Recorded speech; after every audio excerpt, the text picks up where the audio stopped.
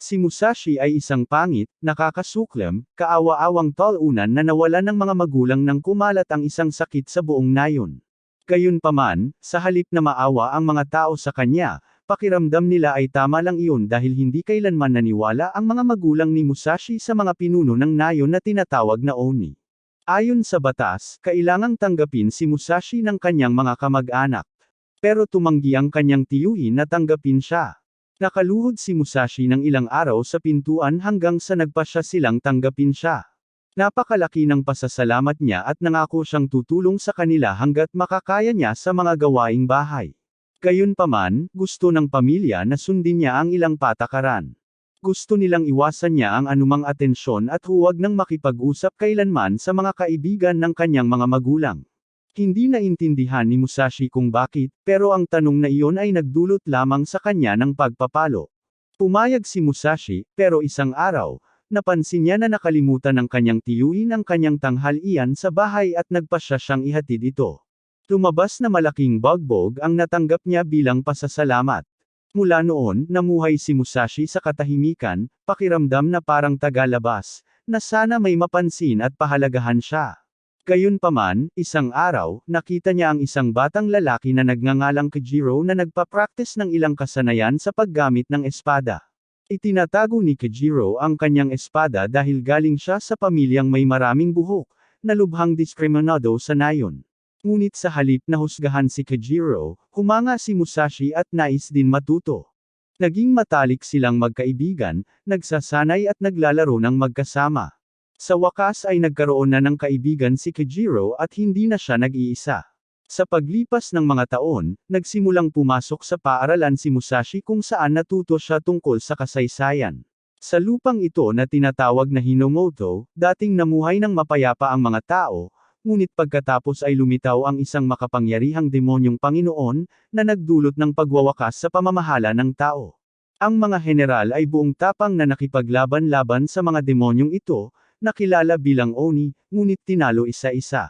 Gayunpaman, may ilang inapo ng mga general na ito ang nagpatuloy sa pakikipaglaban-laban sa mga Oni, na tumangging sumuko. Sa kasalukuyan, naniniwala at sinasamba ng mga tao ng Hinomoto ang mga Oni bilang kanilang mga Diyos at Panginoon. Sa palagay nila, mas magiging madali ang buhay kung maglilingkod sa mga Oni, kaya marami ang naghahangad na maging manero, naghuhukay ng espesyal na mineral para sa mga Oni. Ngunit hindi sumasang-ayon si Musashi sa paniniwalang ito.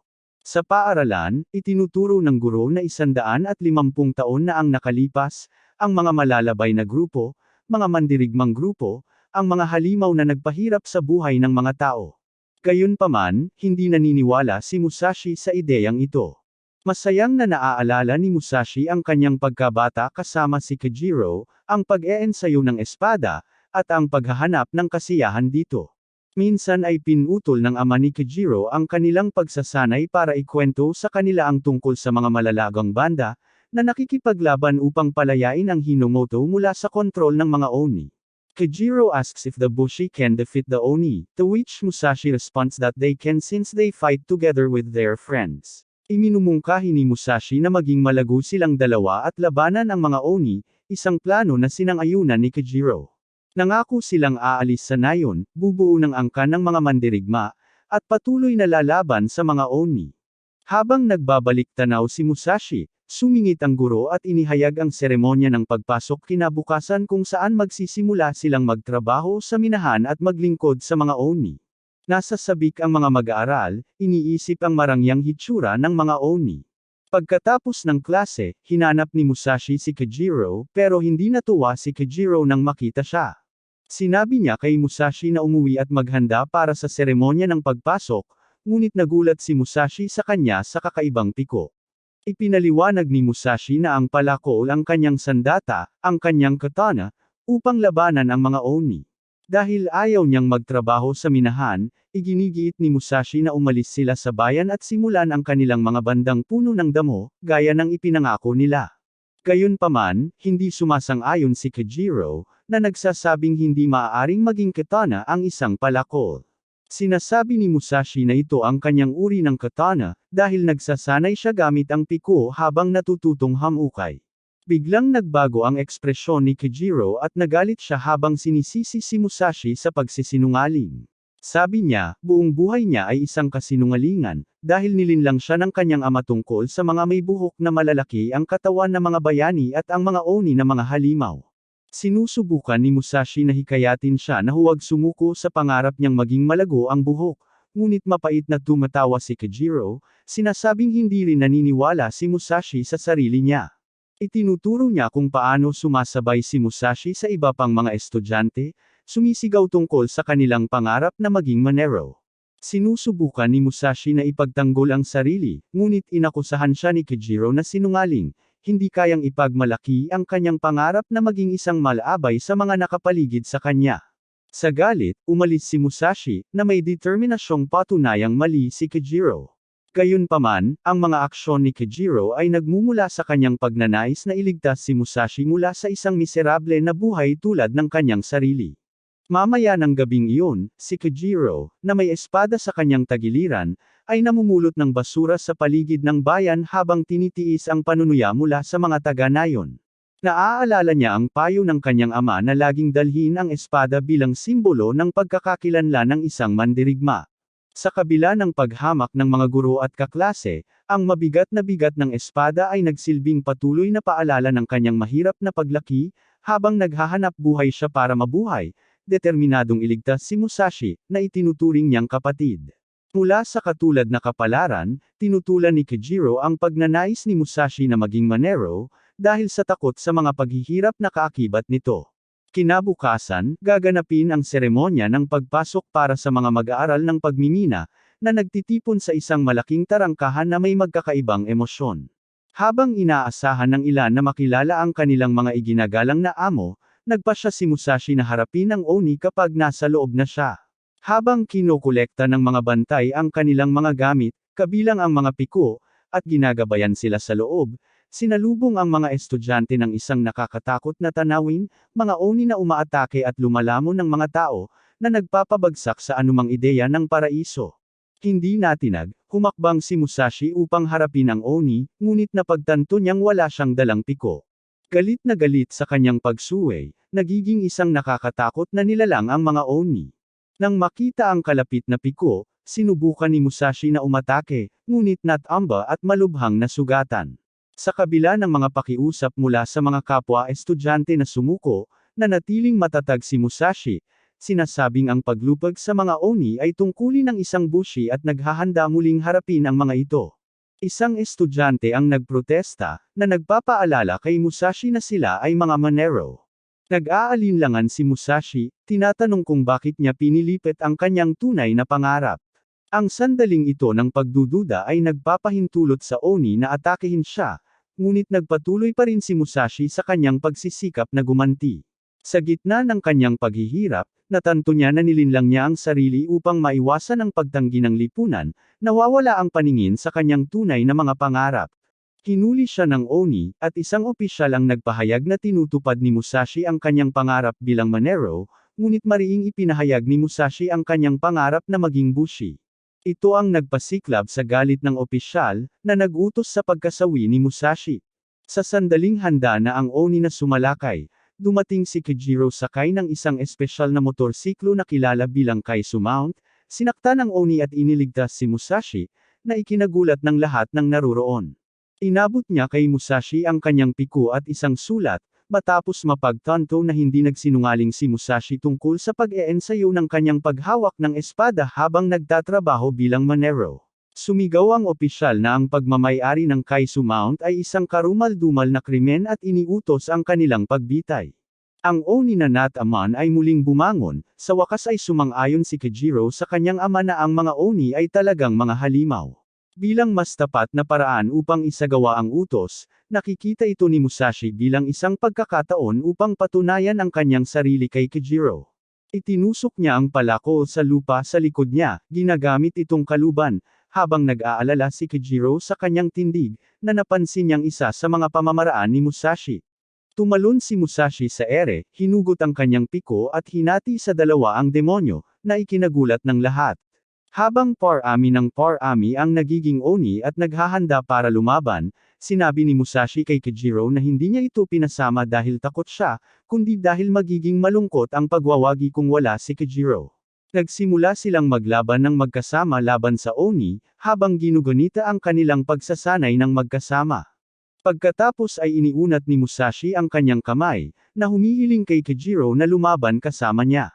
Naantig si Kajiro at pumayag na maging kapareha ni Musashi. Biglang bumaba ang isang maliwanag na pulang ilaw at sumamba ang mga opisyal habang lumilitaw ang isang Kishin at Oni Lord. Sumakay sina Musashi at Kajiro sa motorsiklo patungo sa Kishin na bumaba mula sa langit, pinapatay ang mga Oni sa daan at nililigtas ang mga Monero. Tuwang-tuwa si Musashi, pakiramdam niya ay natutupad na sa wakas ang kanilang pangarap noong bata pa sila na simulan ang kanilang bandang puno ng sigla. Pero hindi naman ganoon ka-enthusiastic si Kajiro. Habang papalapit sila sa Kishin, nakakita sila ng malaking pulang ibon, ngunit nagulat nang maging isang malaking pulang halimaw ang Kishin. Namangha sina Musashi at Kajiro sa laki nito. Sinusubukang tapakan sila ng Kishin, at mabilis silang umalis, ngunit hindi sila nakalayo bago sinira ng Kishin ang lupa, na naging sanhi ng pagbagsak ng kanilang motorsiklo. Ang Kishin ay nagiging isang anim ang kamay na halimaw, na inilalantad ang tunay nitong anyo sa unang pagkakataon sa loob ng 5 taon. Nasaktan ngunit nakatayo, hinimok ni Kajiro si Musashi na tumakas, ngunit nanatiling walang malay si Musashi. Nagulat, nakaharap ni Kajiro ang nagbabantang Kishin. Sinusubukan niyang ipagtanggol ang sarili, ngunit kinuha ng Kishin ang kanyang espada para kainin ito. Nagising si Musashi at nasaksihan ang pag-ikot ni Kishin kay Kajiro habang mahigpit itong nakahawak sa espada. Kajiro ay hinihila sa lupa ng Kishin. Naaalala niya ang kanyang dating paghamak sa espada. Bagaman sandaling nakawala, mabilis na nabawi ni Kajiro ang espada. Gayunpaman, sa huli ay kinuha ng Kishin ang espada at nilunok ito. Nang hihinayang, naaalala ni Kajiro ang mga turo ng kanyang ama tungkol sa kahalagahan ng espada sa pagmamalaki ng isang bushi, at nararamdamang nabigo siyang protektahan ito. Sa pagtataka ni Kajiro, tumakbo si Musashi patungo sa Kishin upang kunin ang espada, tumalon dito at umakyat sa tiyan nito dahil hindi niya hahayaang makuha ito ng Kishin. Ibinabato niya ang kanyang palakol at inaatake ang tiyan, na nagiging sanhi ng pagdaing ng Kishin sa sakit. Patuloy siyang umaatake, sinusubukang basagin ang tiyan. Sinusubukang durugan siya ng Kishin, ngunit iniiwasan ni Musashi ang mga atake, na hindi namamalayang tinutulungan ng Kishin na durugan ang sarili nitong tiyan. Sa huling paghampas, binasag ni Musashi ang tiyan, dahilan upang bumagsak sa lupa ang Kishin at si Musashi naman ay mahulog sa likido ng tiyan. Nagmamadaling pumunta si Kajiro sa Kishin, sa pag-aakalang wala na si Musashi, ngunit nagulat siya nang lumabas si Musashi mula sa tiyan ng walang galos, dala ang espada. Binalik ito ni Musashi at nagpasalamat si Kajiro, halos maiyak. Biglang nagulat ang mga opisyal na may papalapit na kuta na ipinagbawal sa mga bushi, kaya umakyat sina Musashi at Kajiro sa isang tore para mas makita. Nakakita sila ng malaking kuta na papalapit sa minahan, ngunit naharang ito ng isang harang. Mula sa kuta, maraming bushi riding na motorsiklo ang lumilipad palabas, sinisira ang harang at patungo sa Kishin, handang tapusin ito. Ang bushi band na ito ang kukuha sa angkan. Namangha sina Musashi at Kajiro sa nakita nilang bushi band, habang pinapanood ang mga mandirigmang lumilipad gamit ang kanilang mga espada patungo sa Kishin. Ang pinuno ng bushi band na ito, si Kapitan Yatora, ay lumapit sa kanila, sinasabing hindi dapat malapit ang mga bata at dapat nilang linisin ang lugar. Ipinagtanggol ni Musashi na hindi sila mga bata kundi bushi at ipinagmalaki ang paghiwa niya sa tiyan ng Kishin. Gayunpaman, tumatawa si Yatora, sinasabing hindi sapat ang pagputol lamang sa tiyan upang talunin ang Kishin, itinuturo ang mabilis nitong pagbabagong buhay. Nagulat si Musashi sa pagbubunyag na ito. Sinabi ni Yatora kay Musashi na sila na ang bahala sa natitira at inutusan ang paglikas ng mga Monero habang naghahanda silang talunin ang Demon Lord. Nagsimulang magpaputok ng apoy ang Kishin at nagulat si Kajiro, na nagmungkahi na umatras sila ayon sa utos. Pero tumanggi si Musashi, pakiramdam niya ito ang una nilang tagumpay. Nagagalit siya ng husto at naghahanda para labanan ang Kishin, sa kabila ng mga babala ni Kajiro tungkol sa panganib. Insistent si Musashi na matupad ang kanilang pangarap noong bata pa sila, kahit na nangangahulugan itong ilagay sa panganib ang kanyang kaligtasan. Si Musashi ay sumugod kay Kishin habang pinag-iisipan ni Kajiro ang kanyang mga opsyon. Nagpasya siyang sundan ang yapak ni Musashi at sumugod. Tumalon si Musashi at inatake ang tiyan ng Kishin, sinira ito, ngunit nagulat ng agad itong muling nabuo. Biglang napasabak si Musashi sa isang kumikinang na lasso, hinayla palayo sa Kishin patungo sa kampo ng Take the Clan. Nakiusap siya na palayain, sinasabi sa lahat na ang Kishin ang kanyang unang premyo. Tinanong siya ni Nyatora kung bakit siya sabik na talunin ang Kishin, at sumagot si Musashi na ito ang kanyang pangarap at handa siyang isugal ang kanyang buhay para dito. Sinabi ni Nyatora sa kanya na masyado pa siyang walang karanasan at hindi niya naiintindihan kung gaano mapanganib ang labanan ng isang Kishin. Ipinakita niya sa kanya kung paanong buong banda ang kailangang magtulungan para lang mapigilan ang isang binti ng Kishin. Pero naniniwala si Musashi na pagsisisihan niya ito magpakailanman kung hindi niya susubukan. Nakawala siya sa lasso at sinugod ang Kishin. Sa pagkakataong ito, hindi siya pinipigilan ni Nyatora. Tinawag niya itong tunay na bushi, dahil handa itong isakripisyo ang buhay para patunayan ang kanyang punto. Naghanda si Musashi para umatake, at nagpasya si Kajiro na sumali sa kanya, naghahanap ng pinakamahusay na paraan para talunin ang Kishin. Itinaas ni Musashi ang kanyang piko at sinimulang gibain ang lupa, na nagdulot ng pagkasira nito. Pagkatapos ay tumalon siya patungo sa Kishin, na naaalala ang mga salita ni Nyatora na hindi niya ito kayang talunin ng mag-isa ngunit pakiramdam niya ay kailangan niyang subukan. Sigaw ni Kajiro sa kanya na ang kahinaan ng Kishin ay ang sungay nito sa pusod.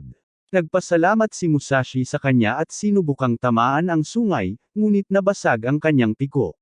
Binalaan siya ni Kajiro tungkol sa isang bowl ang apoy mula sa bibig ng Kishin, ngunit sumingit si Nyatora, kinilala ang lakas ni Musashi at determinasyon na hindi sumuko. Sabi niya tatapusin niya ang mga bagay-bagay at sa isang hampas lang ay pinutol niya ang sungay ng Kishin. Naiinis si Musashi dahil hindi siya nanalo, pero sinabi ni Nyatora na para sa ikabubuti ito, dahil lahat sila ay nakikipaglaban para sa kanilang mga pangarap. Pareho silang tumalon palayo habang sumasabog ang Kishin. Ang pagpasok sa angkan ay nagsisimulang sumipsip ng kapangyarihan ng Kishin, na nagpagulat kay Musashi. Inanunsyo ni Nyatora ang kanilang tagumpay, at sama-sama silang nagdiwang. Naramdaman ni Musashi at Kajiro ang iba't ibang emosyon habang pinapanood nila ang mga mandirigmang nagdiriwang sa kanilang tagumpay. Napansin ni Kajiro ang pamilyar sa eksena, at naalaala ni Musashi ang isang guhit sa isa sa mga makapal na scroll na minsan ipinakita sa kanila ng ama ni Kajiro. Habang nagpapahayag ng pasasalamat ang mga Monero sa angkan ng Take, tumulo ang luha ni Kajiro, napagtanto na tama ang kanyang ama, ang mga bushi ang tunay na bayani. Lahat sila ay lumabas, kung saan nagbigay ng talumpati si Kapitan Nyatora tungkol sa pagkamit ng isang mundo na walang mga maniniil. Ipinahayag niya na gagawin ng kanyang angkan na posible ang pangarap na iyon at humingi ng suporta mula sa mga tao, na malugod nilang ibinigay. Frustrado pa rin si Musashi sa pagkatalo niya sa kanyang unang malaking tagumpay. Sinusubukan niyang pigilan ang kanyang damdamin, pero sa huli ay sumabog siya sa kanyang pagkabigo. Sa kanyang pagtataka, pinuri siya ni Nyatora dahil sa pagsasabi ng kanyang iniisip, at binigyan pa siya ng lilang hiyas bilang consolation prize, na pinagtatawanan nilang lahat. Mamaya ng gabing iyon, sinuri ni Musashi ang hiyas at napansin ang isang marka na nagpapahiwatig na ito ay pag-aari ng isang opisyal ng Eki. Pinag-iisipan niyang itapon ito, pero napagtanto niyang mukha itong kaleidoscope. Kinuha niya na ang hiyas ang nagpapahintulot sa kanila na makita ang mga oni. Nagpasya silang basahin ang makapal na balumbon upang matuto patungkol sa kanilang kasaysayan. Habang nagbabasa sila, natuklasan nila ang tungkulin ng bushi, ang talunin ang lahat ng Kishin, ibalik ang mga kayamanan sa lupain, at pag-isahin ang lupain bilang isa, kung saan ang mananakop ang magiging hari ng buong lupain. Napagtanto ni Musashi na ito ang pangarap ni Nyatora at nagpasya siyang harapin ito.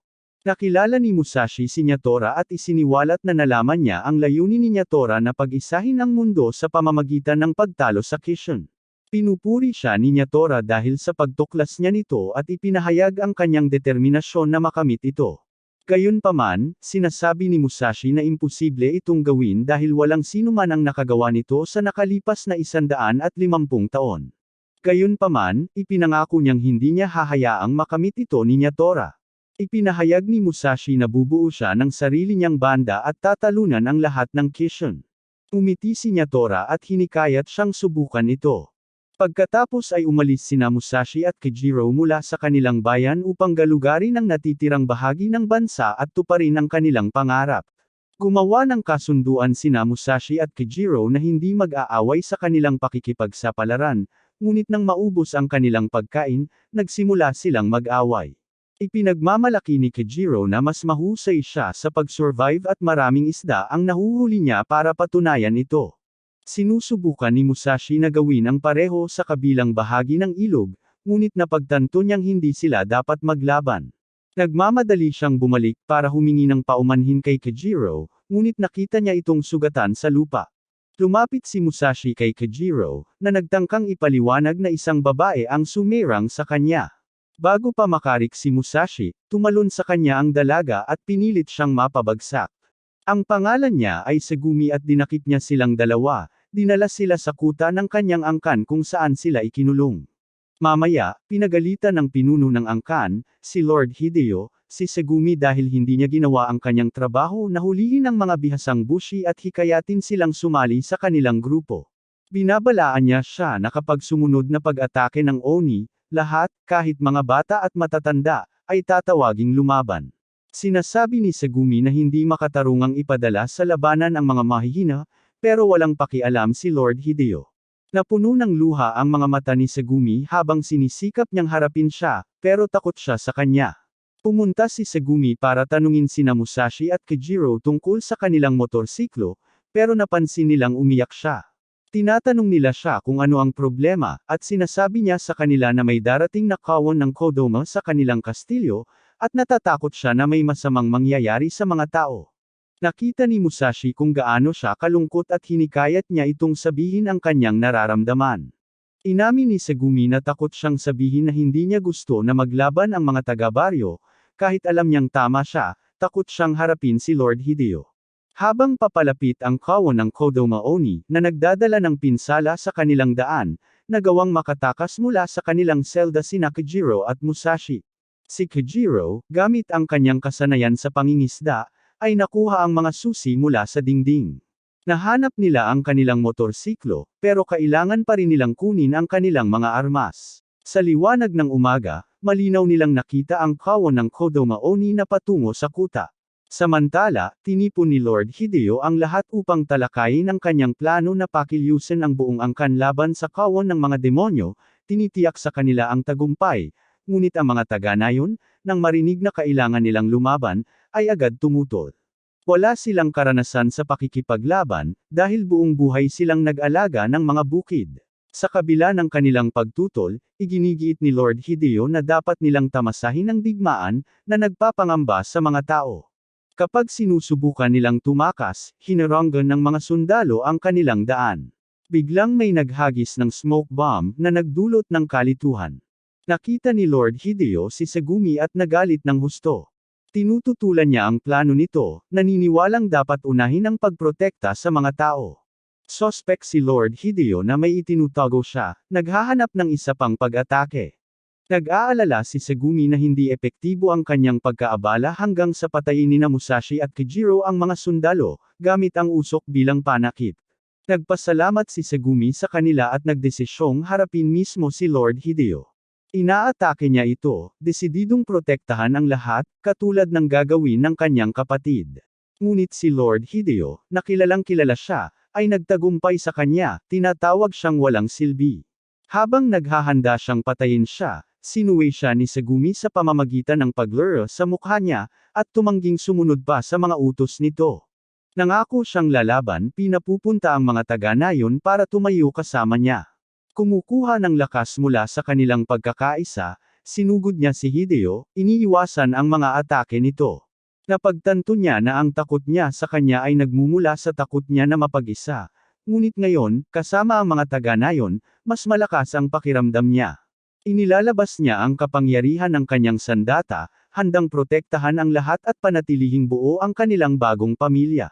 Si Lord Hideo, na natatakot, ay nagbabala sa mga tao na parurusahan niya ang sino mang susubok o malis. Pero sinisiguro ni Segumi sa kanila na hindi ito ang katapusan.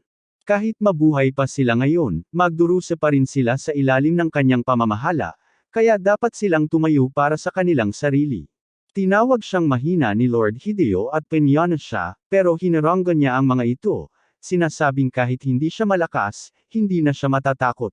Tinatali niya siya gamit ang kanyang berdeng lubad at pagkatapos ay ibinabagsak siya sa lupa. Nang makita ang Panginoon na natalo, sa wakas ay tumakbo ang mga tao para sa kaligtasan mula sa kawan ng mga demonyo. Tigtas ang lahat maliban kay Segumi, na nanatili sa kuta, na pinapanatiling bihag si Hideo. Malapit na ang hukbo ng mga demonyo, at lahat ay sumisigaw sa kanya para tumakas, ngunit nanatili siyang nakatayo dahil hindi siya aabot sa oras. Bagaman takot, tinanggap niya ang kanyang kapalaran, nakahanap ng kapayapaan sa pagkaalam na naprotektahan niya ang lahat tulad ng ginawa ng kanyang kapatid. Pero bago pa siya madurog, sumakay sina Musashi at Kijiro sa kanilang bisikleta, sumugod para hawakan ang kanyang mga kamay, at iligtas siya at si Hideo. Pinuri siya ni Musashi, sinasabing talagang matapang siya, na nagbigay ng ngiti sa kanyang mukha. Inimbitahan ni Musashi si Segumi na sumali sa kanilang grupo, at ang tatlo ay nagtungo sa susunod na lugar. Si Musashi, gamit ang lilang hiyas, ay nakaramdam ng asul na unan sa unahan na dapat nilang hanapin. Sa isang panaginip, naaalala ni Musashi ang isang insidente noong bata pa siya kung saan binato niya ng bato ang ama ni Kijiro. Nalilito paggising, nakita ni Musashi ang isang oni na ngumunguya sa espada ni Kijiro. Hinahabol niya ito, gamit ang kanyang tungkod mula sa kanyang sirang piko para atakihin ang sungay nito, ngunit nabasag ito. Hindi natinag, tumalon si Musashi sa oni at patuloy na umatake, sa kabila ng paulit-ulit na pagkasira ng kanyang tungkod. Nang hihina, itinapon siya ng oni. Nakita ni Musashi ang isang lalaking nakasuot ng balabal na nagngangalang Shiro na nakatayo sa isang bukid ng mga espada, bumubulong sa mga ito. Naramdaman ni Musashi ang matinding sakit nang tinitigan siya ni Shiro, kaya tinanggap niya ang espada mula rito. Naramdaman niya ang pagdagsa ng enerhiya sa kanyang katawan, na nagdulot ng pagtubo ng itim na mga kristal mula sa kanyang katawan. Sa bagong natuklasang kontrol sa aura ng espada, hinati ni Musashi ang sungay ng demonyo, na iligtas ang espada ni Kijiro. Namangha, tinanong ni Shiro kung ito ang unang beses ni Musashi na gumamit ng Kaisu Sword, na kinumpirma ni Musashi. Sa kabila ng pakiramdam ng pagiging matagumpay, biglang nabasag ang espada. Nagulat ngunit hindi nag-alala, ipinahiwatig ni Shiro na si Musashi ang isa, ngunit hindi pa rin sigurado. Biglang tinawag ng isang babae si Shiro na, Master, na nagpapahayag ng pagkayamot sa kanyang pagkahumaling sa mga Kaisu Blade. Umalis sila, na nag-iwan kay Musashi na nagtataka. Nang tanungin niya ang kanilang mga pangalan, binaliwala sila ni Shiro bilang mga asong upahan. Habang sinisimulang ikwento ni Musashi ang mga pangyayari kay Kijiro at Segumi, napagtanto niyang nawala na ang bukirin ng mga espada. Nagpatuloy sila sa kanilang paglalakbay sakay ng motorsiklo ni Kijiro, at inakusahan ni Segumi si Musashi na nananaginip. Pero iginigiit niya na hindi siya, at ang Kaisu Blade na hawak niya ay napakasurreal, hindi na siya makapaghintay na subukan ulit ito. Nagtataka, tinanong ni Kijiro kung ano ang Kaisu Sword pero hindi makasagot si Musashi.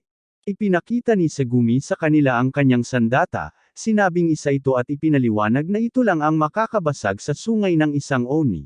Kijiro comments na baka bihira silang makahanap dahil napaka-unique nila, pero nagulat sila ni Segumi nang sabihin niyang pwede lang silang bumili ng isa.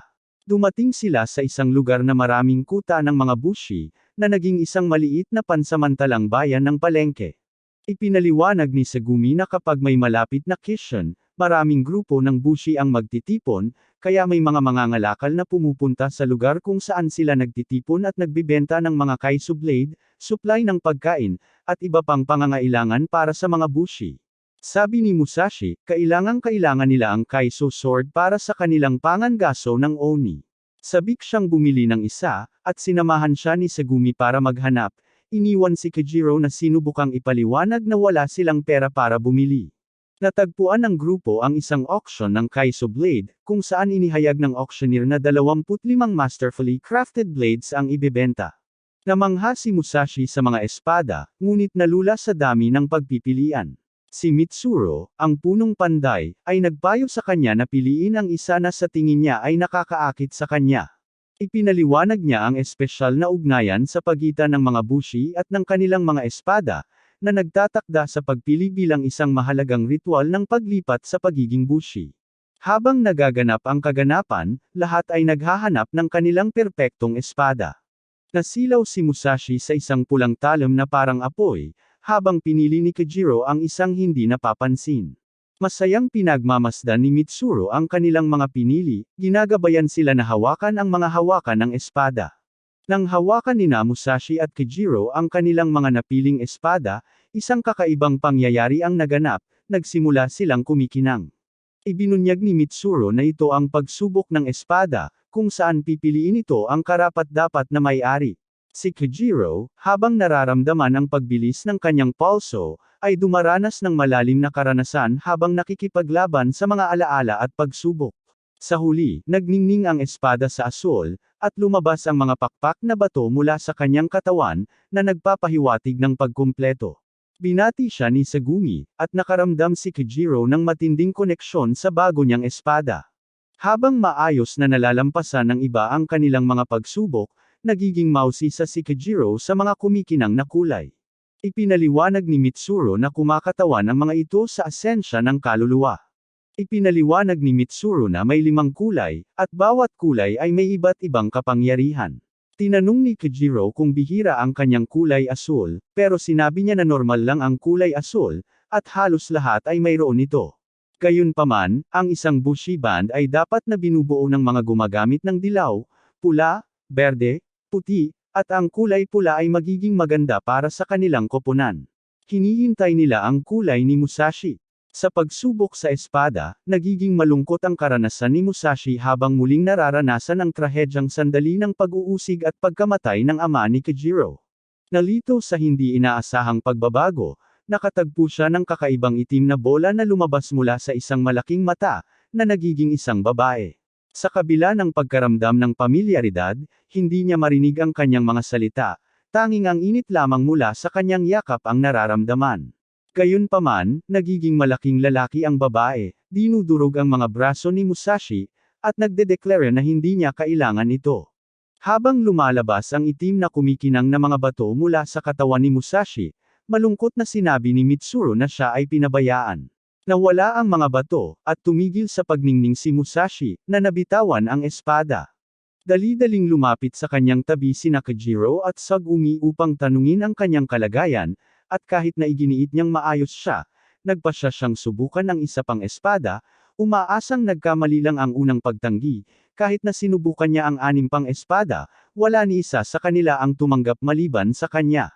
Si Musashi ay nananatiling determinado na patuloy na sumubok, ngunit inihayag ni Mitsuru na hindi niya magagamit ang mga Kitsu Blade dahil itim ang kanyang kaluluwa, na humantong sa pagtanggi.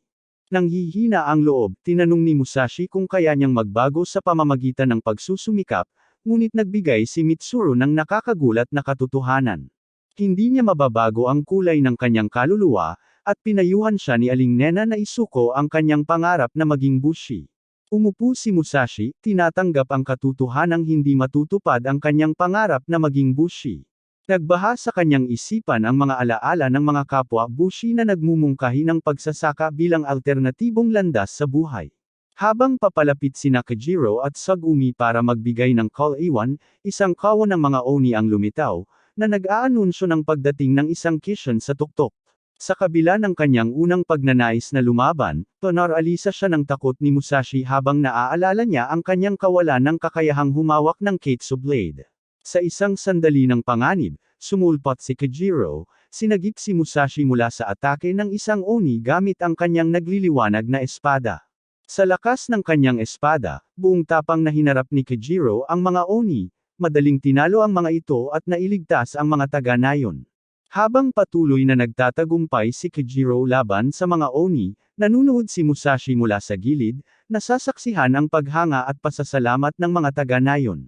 Bagaman masaya siyang makita ang ngiti ni Kajiro, bumalot sa kanya ang kalungkutan ng mapagtanto niyang unti-unting naglalaho ang kanyang pangarap na sumali sa Bushi Band, na mananatiling nasa gilid lamang bilang tagamasid. Ang lahat ng Bushi ay pinakiusapang pumunta sa tuktok ng bundok upang talunin ang Kishin. Dahil hindi makakapunta si Musashi, binati na lang niya sina Kajiro at Sagumi ng good luck. Hindi nakikipagtalo si Kajiro sa kanya. Naiwan mag-isa si Musashi. Nalungkot siya dahil hindi siya pinili ng anumang espada. Nagtataka siya kung ano ang magagawa niya para makakuha ng Ketsu Blade. Sa sandaling iyon, lumitaw si Shiro. Sinabi niya kay Musashi na nakita niya ang lahat. Tinanong ni Musashi kung dumating siya para pagtawanan siya, pero sinabi ni Shiro na hindi. Ipinakita na mayroon din siyang itim na kristal tulad ni Musashi, at hiniling sa kanya na sumali sa kanyang koponan. Nagulat si Musashi na katulad niya si Shiro. Mabilis niyang tinanong si Shiro kung paano magiging mas malakas. Sabi ni Shiro, kailangan lang tanggapin ni Musashi ang itim na mga kristal, saka lang siya lalakas. Nagtatanong si Musashi kung gaano kalakas. Ipinakita ni Shiro ang kanyang kapangyarihan sa pamamagitan ng pagputol sa lupa sa hugis parisukat, na lumilikha ng malaking butas. Ibinato niya ang isang talam kay Musashi at sinabing dapat ulitin ni Musashi ang pagsubok sa espada, at maaari siyang maging pinakamataas na talam ng Ketsu sa halip na isa lang ang gamitin. Sabi ni Musashi gusto niyang humawak ng Ketsu Blade, hindi maging isa dahil gusto niyang lumaban kasama ang kanyang mga kaibigan. Pagkatapos ay binyantaan ni Shiro na gagamitin ang mga kaibigan ni Musashi bilang material para sa kanyang espada sa halip at planong harapin sila sa tuktok ng bundok. Sinubukan siyang pigilan ni Musashi, pero itinulak siya ni Shiro sa hukay na kakagupit niya lang. Pagkatapos ay binato niya sa kanya ang isang Ketsu Blade, umaasang magagamit ito ni Musashi ng maayos. Talagang malalim ang hukay. Sinubukan ni Musashi na pigilan ang kanyang pagbagsak sa pamamagitan ng pagkapit sa pader gamit ang kanyang mga daliri, ngunit hindi niya nagawa. Napansin niya ang talam ng Ketsu at mabilis itong kinuha, pagkatapos ay itinutusok sa pader, na pumipigil sa pagbagsak nito sa lava sa ibaba. Pero dahil bago pa lang ito, ang paghawak dito ay nagiging sanhi ng pagputok ng itim na mga kristal mula sa kanyang katawan. Gusto niyang bumitaw pero hindi niya kaya. Ang katulong ni Shiro, si Nanao, ay nagmamasid mula sa itaas. Sabi niya may dalawang pagpipilian si Musashi, bitawan at mahulog sa lava o kumapit at maging itim na bato. Ano man ang mangyari, haantong pa rin ito sa kapahamakan ni Musashi. Nagsimulang manghina ang katawan ni Musashi, pero binangga niya ang ulo niya sa pader para manatiling gising.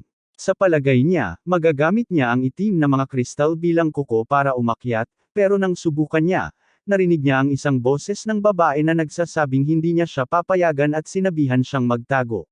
Agad na natakpan ng itim na mga kristal ang kanyang katawan at nahulog siya sa lawa ng lava, ngunit protektado ng mga kristal. Sa kanyang subconscious, nakita ng Diyos ang si Musashi sa kanyang pagsubok sa espada na pinapayuhan siya na manatili para sa kanyang sariling kaligtasan, ngunit tumanggi si Musashi, binanggit ang pangangailangan sa kanya ng kanyang kaibigan. Ang Diyosa, na ngayon ay napakalaki, ay hinawakan ang kanyang kamay, nagbabala na ang pagbabalik ay magpapabigat lamang sa kanyang mga kaibigan.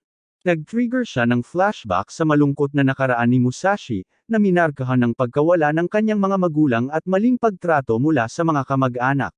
Pakiramdam na hindi nakikita, nanalangin si Musashi para sa pagkilala hanggang sa himukin siya ng isang babae na ihagis ang bato sa ama ni Kajiro upang tanggapin. Dahil sa desperasyon, sumunod siya, agad pinagsisisihan ang kanyang ginawa. Ipinaliwanag ng Diyosa na itinapon ni Musashi ang bato upang makatakas sa kalungkutan, na nagpapakita na ang kanyang pagnanais na maging mandirigma ay nagmula sa paghahanap ng kasama. Kaya naman, itinuturing niya siyang hindi karapat-dapat humawak ng Ketsu Blade. Nagsimulang maging bato si Musashi habang inihahayag ng Diyosa na kailangan niyang gisingin ang mga alaala nito upang maiwasan ang pag-alis nito, dahil magkaugnay sila sa katawan at kaluluwa. Ang pag-alis ay mangangahulugan ng kanyang pagkahuli, na mag-iiwan kay Musashi na walang pagpipilian kundi manatili. Samantala, dumating ang Bushi sa bundok, ngunit lumitaw si Shiro at sinabing pinatay niya ang Kishin. Tinanong ni Kajiro kung sino siya. Tumalon si Shiro at kalmadong lumapit kay Kajiro, hindi pinapansin ng mga Bushi na nagtatanong sa kanya. Agad siyang napalibutan ng 5 bushi, dahil gusto nilang malaman kung ano ang ginawa niya sa Kishin. Hinugot ni Shiro ang kanyang espada at pinatay ang 5 mandirigma sa isang saksak lang, na ikinagulat ng lahat. Ipinahayag niya na naroon siya para sa kanilang Kaiso Blade, at kailangan nilang mamatay lahat para makuha niya ito. Naging malinaw na siya ay isang mangangaso ng espada na nagnanakaw ng mga Kaiso Blade sa pamamagitan ng pagwawakas sa buhay ng kanilang mga may-ari. Naghahanda ang lahat ng bushi para labanan siya, ngunit si Shiro, gamit ang kanyang espada, ay hamampas sa lupa, pinutol ito sa mga piraso, na nag-iwan ng maraming nasugatan habang natatalo ang mga bushi. Tinanong ni Segumi si Kajiro kung ano ang dapat nilang gawin. Tumingon si Shiro kay Kajiro. Ibinunyag niya na si Musashi ay naging materyal na para sa pagpapanday ng Kaiso Blade, at malapit nang sumunod si Kajiro sa kanya. Natakot si Kajiro, na nag-aalalang patay na si Musashi. Buhay pa si Musashi, nakulong sa ilalim ng lawa ng lava, natabunan ng itim na kristal, at hindi na makagalaw muli. Ginagawa ng Diyos ang babae ang lahat ng ito para hindi siya mamatay at malayo sa digmaan sa itaas. Pero pagkatapos ay bumaba ang isang berdeng kristal na laso sa lava, bumalot sa kanya, at hinayla siya pataas sa ibabaw. Nakamali muli si Musashi habang nalalaglag ang lahat ng itim na kristal mula sa kanya. Inihayag ni Nanao na nagkamali siya, na balak siyang hilahin palabas pagkatapos niyang tuluyang maging itim na bato upang makuha ang Diyosa sa loob niya. Nagpasalamat si Musashi kay Nanao sa hindi niya sinasadyang tulong at nagmadaling pumunta kung nasaan ang kanyang mga kaibigan, umaasang mailigtas sila. Nagsimula siyang maalala ang mga salita ng Diyosa na ang pagiging mandirigma ay isang dahilan para hindi makaramdam ng pag-iisa, ngunit alam ni Musashi na mali siya. Sa mabilisang pagbabalik tanaw, nang purihin si Musashi dahil sa pagbato niya sa bato, pinagsisisihan niya ang kanyang mga ginawa at nais niyang mawala na lang. Pero mamaya noong gabing iyon, pumunta siya sa bahay ng ama ni Kajiro para humingi ng tawad, at hindi siya pinagalitan ng ama ni Kajiro, inimbita lang siya nito sa loob. Humihingi ng paumanhin at umiiyak si Musashi, ngunit pinapatahan siya ng ama ni Kajiro, na nauunawaan kung bakit ginawa ni Musashi iyon. Masama pa rin ang pakiramdam ni Musashi, pero sinabi ng ama ni Kajiro kay Musashi na nagpapasalamat siya sa kanya dahil sa pagiging kaibigan ni Kajiro. Sinabi niya na si Musashi ang nagligtas sa kanilang dalawa, at si Musashi ay dapat patuloy na mabuhay at hindi kailanman makaramdam na walang halaga.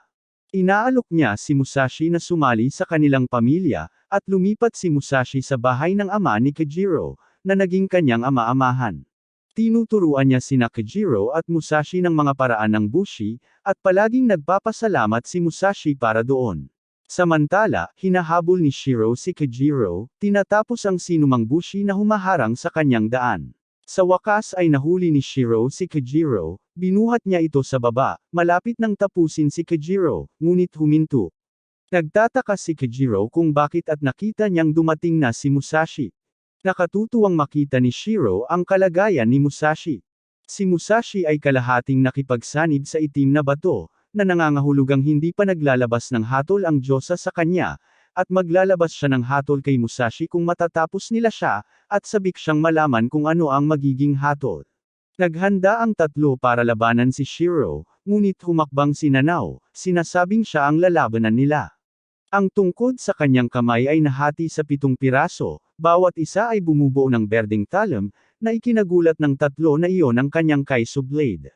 Inilulunsad niya ang mga pag-atake gamit ang lahat ng 7 talem, at halos maiwasan nila ang lahat dahil kung maiwasan nila ang isa, agad namang lilipad ang isa papatungo sa kanila.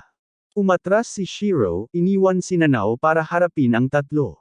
Napansin ni Musashi ang galing niya sa pakikipaglaban, pero kumbinsido siyang kaya niyang talunin si Nanao. Sinugod niya siya habang 3 talem ang itinapon nito sa kanya, ngunit naharang niya ang lahat ng atake. Binato niya sa kanya ang ika-4 na talem. Upang labanan ito, isinuksok ni Musashi ang kanyang Kaiso Blade sa isang bato, ginagamit itong kaluban, at inilunsad ang sarili pasulong, na nagpapahintulot sa kanyang lumipad sa ibabaw ng ika-4 na blade at makalapit kay Nanao. Nagulat siya, pero nakakaganti siya, na nagpapadala kay Musashi sa likod. Ang tatlo ay nagkaroon ng plano para talunin siya. Naintindihan ni Nanao na sabay-sabay silang nagtatangkang atakehin siya, pero tiwala siya sa kanyang espada letigo. Gayunpaman, naguluhan siya nang tumakbo si Segumi at Musashi sa magkabilang direksyon, iniwan si Kojiro sa harap upang makuha ang kanyang atensyon. Nanao thinks it's so the other two can escape, so she ignores Kojiro and focuses on capturing Musashi, launching her swords at him, thinking she got him. Pero ito ang kanilang plano. Nagawang harangin ni Musashi ang atake dahil ginamit ni Segumi ang kanyang mga letigo para pigilan ang mga talam, na nagbigay daan kay Musashi na putulin ang isang bahagi ng tungkod, at sirain ang isa sa 7 talam. Naging kumbinsido sila na kaya nilang talunin siya, ngunit pinutol ni Shiro ang laban, sinabing patuloy niyang tatawaging mahinang kaalyado si Nanao, at dapat siyang umatras, na ginawa naman niya. Sabi ni Shiro, hindi pa gumagalaw ang Diyosa kaya mabilis niyang tatapusin ito.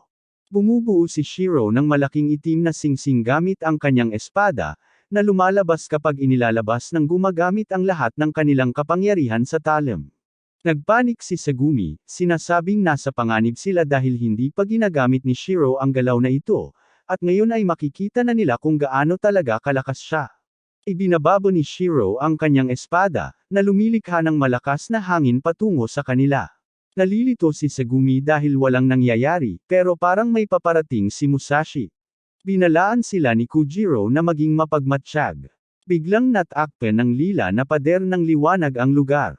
Lahat ay nananatiling maingat sa pader, ngunit sinabi ni Shiro na iba ang diskarteng ito. Biglang bumagsak ang bahagi ng bundok na kinatatayuan nila at tumaob, na naging sanhi ng kanilang pagbagsak. Si Musashi, ang kanyang mga kaibigan, at ang iba pang bushi ay desperadong kumapit sa kanilang mga espada, ngunit binangga ni Shiro ang kubo na naging dahilan upang mawalan sila ng kontrol at mahulog. Habang bumabagsak sila, biglang huminto ang oras. Lumalabas ang Diyosa, na nagpapakitang siya ang nasa likod ng nagyayelong sandali. Ipinaliwanag niya na si Shiro ang kanyang kaaway at layuning nakawin ang kanyang kapangyarihan sa pamamagitan ng pagwawakas kay Musashi. Inaalis niya ang kaluluwa nito, na naglalayong iligtas lamang siya gamit ang natitirang lakas niya. Ngunit tumanggi si Musashi, iginigiit na harapin ang anumang darating kasama ang kanyang mga kaibigan sa kanyang tabi. Ipinaliwanag niya na ang kanilang presensya ay nagbibigay sa kanya ng lakas at layunin. Namangha sa kanyang pagkamakasarili, kinilala ng Diyosa ang kanyang pagiging karapat-dapat. Ibinahagi niya ang natitirang lakas niya sa kanya at pagkatapos ay pansamantalang kinontrol ang katawan nito upang ipakita ang paggamit nito. Nagpatuloy ang oras at lumitaw ang mga itim na kristal. Lahat ng talam ay nagsisimulang kumikinang, at ang kanilang lakas ng espada ay hinihigop papunta sa itim na kristal, na nagpapataas sa kanila. Maging ang lakas ng espada ni Shiro at Nanao ay hinihila.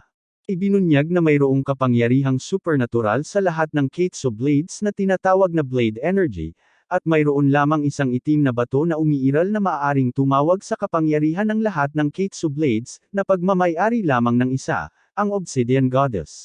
Ang babaeng nasa loob ng Musashi sa lahat ng panahong ito ay ang Obsidian Goddess. Tinawag niya ang espada ni Shiro at sinabing hindi karapat-dapat si Shiro sa ganoong magandang espada, sinira ang bilog ng espada. Binabawi niya ang kapangyarihan nito at ibinabalik ang malaking bahagi ng bundok sa orihinal nitong lokasyon, na Nagel iligtas sa lahat. Nagulat si Kojiro sa paglitaw ni Musashi, na nagbago upang ipakita ang Diyosa. Humarap siya kay Shiro. Nagulat sina Kojiro at Nanao na may itim na bilog ng espada ang talam ni Musashi. Sinabi ng Diyosa kay Kojiro na panuurin kung paano gumagana ang kanyang kapangyarihan.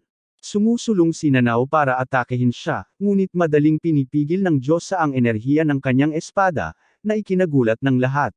Patuloy na umaatake si Nanao, ngunit lahat ng kanyang mga atake ay napipigilan ng Obsidian Goddess. Ipinaliwanag niya kay Kojiro na ang mga may itim na kristal ay kayang kontrolin ang lakas ng talam, sa pamamagitan ng paghila nito patungo sa kanila o pagtataboy nito, at ang kapangyarihang ito ay hindi madaling kontrolin ng sinuman, kaya ang mga nagtataglay nito ay tinawag na pinabayaan.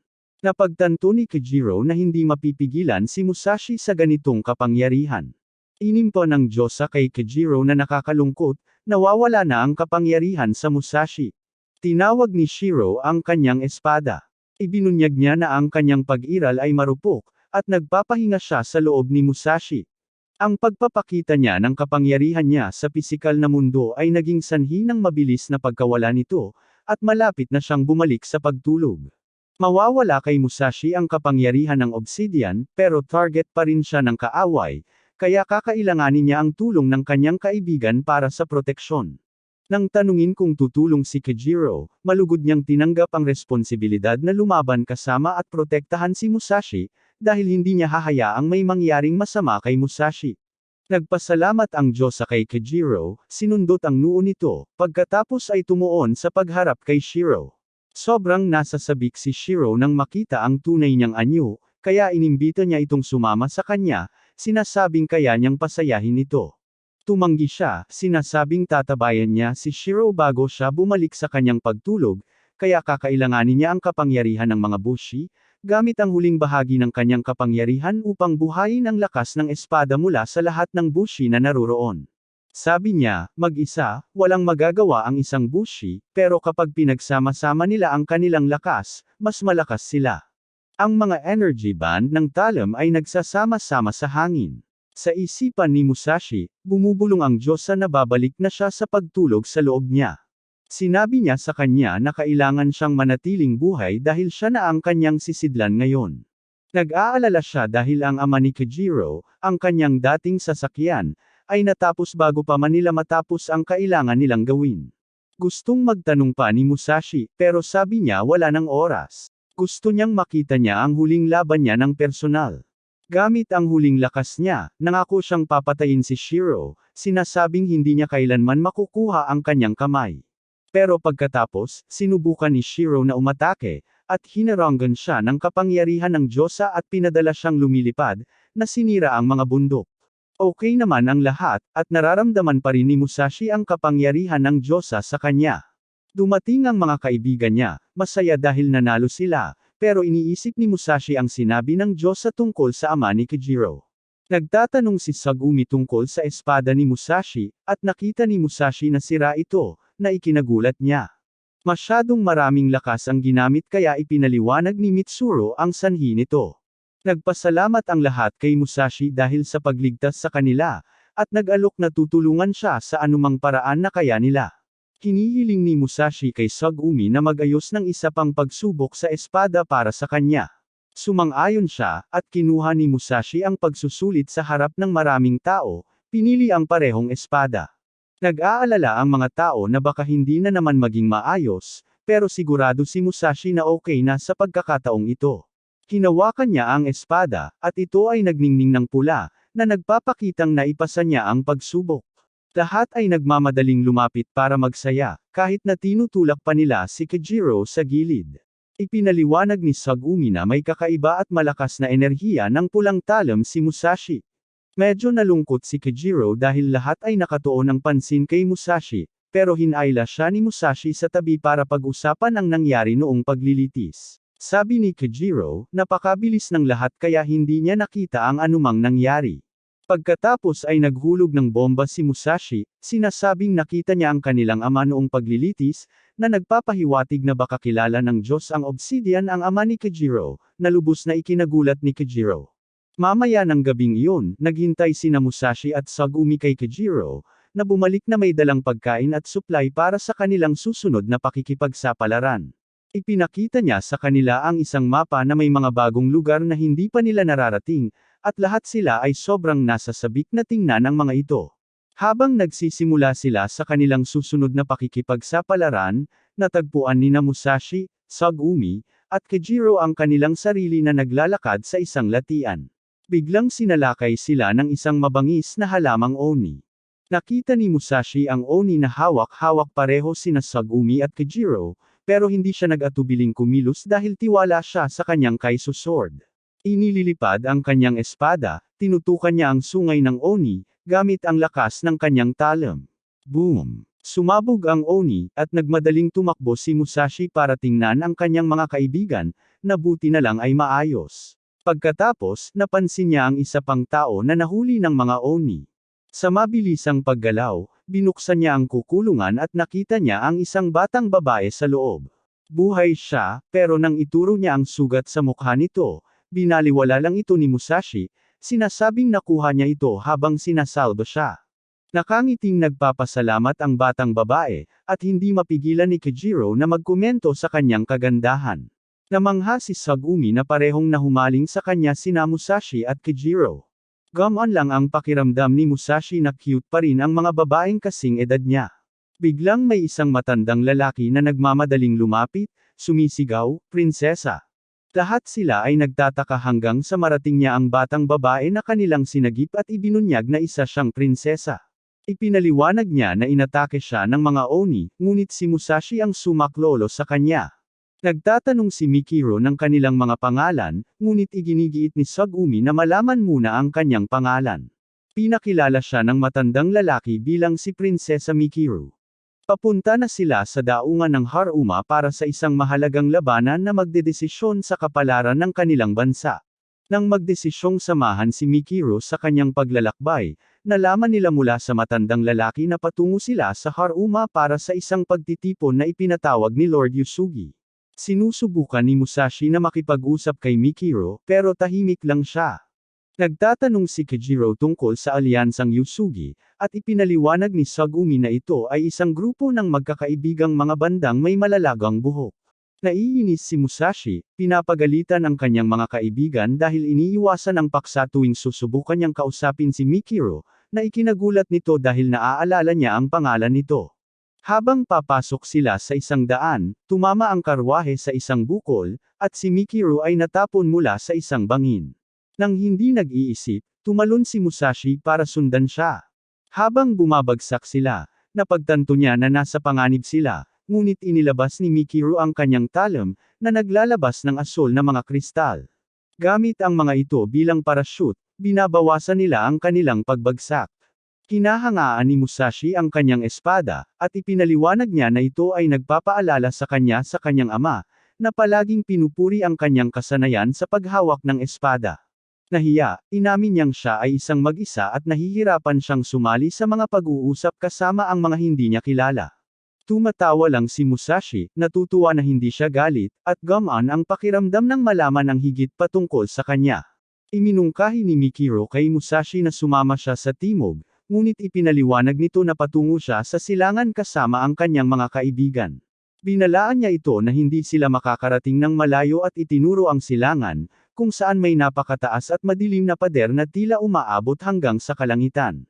Nang mapagtanto ni Musashi na kusina ito, bumagsak ang panga niya. Mas nakakagulat pa, nakikita niyang gumagalaw ito, dinudurog ang mga bayan at lupain habang gumagalaw. Nagtataka, tinanong ni Musashi kung anong uri ng kusina ito. Ipinaliwanag ni Mikiro na ito ang unang kusina na lumitaw sa Hinamoto mahigit 150 taon na ang nakalipas. Ayon sa alamat, ang nag-iisang oni na ito ay naghasik ng lagim. Hinati ang Hinamoto sa dalawang panig, ang mga lumaban-laban dito at ang mga sumamba rito bilang Diyos. Ang huli ang nagtayo ng mga lugar ng pagmimina upang pakainin ang mga Orsa Oni, na nagdulot ng paglaki nito at naging itim na kusina na ngayon ay sumasaklaw sa kalahati ng bansa. Nagulat si Musashi at ang kanyang mga kaibigan sa pagbubunyag na ito. Idinagdag ng Chamberlain na ang pagtalo sa itim na kusina ay naging hindi natupad na ambisyon ng lahat ng Bushi sa nakalipas na 150 taon. Kung hindi ito titigilan, sa huli ay lalamunan nito ang buong Hinamoto. Determinado si Musashi na mabilis itong talunin, ngunit nagtataka si Sagumi kung paano nila matatalo ang isang bagay na walang sinuman ang nagawang talunin sa nakalipas na 150 taon. Ipinagmamalaki ng Chamberlain na si Lord Yusugi, pinuno ng kanilang alyansa, ay malapit nang pumatay sa kusina. Siya ay kabilang sa pinakamalakas na bushi ng bansa, nakilala bilang 5 dakilang general. Ipinaliwanag niya na ang pagtalo sa kusina sa Awaji Island ay magiging mahalaga sa pagbagsak ng itim na kusina at inanyayahan niya si Musashi at ang kanyang mga kaibigan na sumali sa kanila kung interesado sila. Umalis si Mikiro at ang kanyang Chamberlain, umaasang makita sila doon. Naiwan si Musashi at ang kanyang mga kaibigan na nag-iisip sa narinig nila. Nagtataka si Sagumi kung alam ng kapatid niya ang tungkol sa kusina, habang tinatanong ni Musashi si Kajiro kung may ideya ba ang kanilang ama. Duda si Kajiro, sinasabing hindi nabanggit iyon sa balumbon na iniwan niya. Upang kumpirmahin, double-check ni Kajiro ang scroll ng kanyang ama. Sumasabat si Sugumi, sinasabing lahat ng Bushi Band ay may katulad na mga scroll na nagtatala ng mga pangalan at katangian ng kusina. Dahil dito, nagtataka si Musashi kung bakit ito nagkaroon ang kanilang ama. Iminumungkahi ni Sugumi na baka naging bahagi ng banda ang kanilang ama, na ikinagulat ni Musashi at Kajiro, na akala nila ay walang koneksyon sa labas ang kanilang ama. Itinuro ni Sugumi ang tatak ng Yusugi Band sa scroll, na nagpapahiwatig ng posibleng pagkakasangkot ng kanilang ama, kaya nagpasya silang baguhin ang kanilang plano at tumungo sa Port Haruma. Binanggit ni Sugumi na makikita nila ang karagatan, pero hindi masyadong natuwa sina Kajiro at Musashi. Inamin ni Musashi na nagtataka siya kung ano talaga ang itsura ng karagatan, at tinanong niya si Kajiro kung ano ang palagay nito. Nag-aalala si Kajiro kung makasarili ba ang pagbabago ng direksyon, na naghahanap ng mga sagot tungkol sa nakaraan ng kanilang ama. Siniguro sa kanya ni Sugumi at Musashi na okay lang, sinasabing lubos silang sumusuporta sa ideya. Sa wakas, nakarating sila sa karagatan at napuno ng kagalakan. Habang pinagmamasdan nila ang nakamamanghang tanawin, nakita ni Sugumi ang isang kuta sa kabilang daan na may sagisag ng Yusugi. Sabik, nagpasya silang tingnan ito. Gayunpaman, nabigo ang kanilang pag-asa nang hindi sila pinayagang pumasok at sinabihang masyadong abala ang Panginoon sa paghahanda para sa labanan upang makipagkita sa mga bushi na katulad nila. Pagtingin sa paligid, napansin nila ang malaking bilang ng mga miyembro ng alyansa na malapit lang.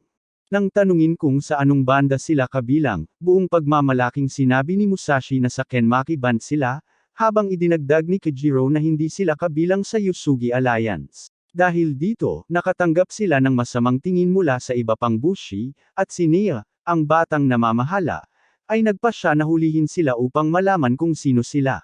Nak-orner sina Sugumi at Kajiro, at sinubukan ni Musashi na tumakas, ngunit pinigilan siya ng isang random na bushi na tumamba sa kanya gamit ang isang sipa, tinawag siyang mahina. Bumaba ang isang Kaisu mount na kahawig ng helikopter, dala ang sagisag ng Yusugi, at yumuko ang lahat maliban kina Musashi at Kajiro, na walang kamalay-malay sa kahalagahan. Lumabas si Nitora mula sa bundok, na ikinagulat ni Musashi. Nagkunwari muna si Nitora na hindi siya nakikilala, tinutukso muna siya bago umamin na naaalala niya. Si Musashi, na naiirita, ay tinawag siyang jerky, na nakakatawa kay Nitora, na nagpapakita ng kanilang kakaibang ugnayan. Ang mataas na katayuan ni Nitora bilang pinuno ng Takeda Band, isa sa 5 dakilang general, ay humahanga kay Musashi at Kajiro, habang nagtataka naman ang iba sa informal na pakikitungo ni Musashi kay Nitora.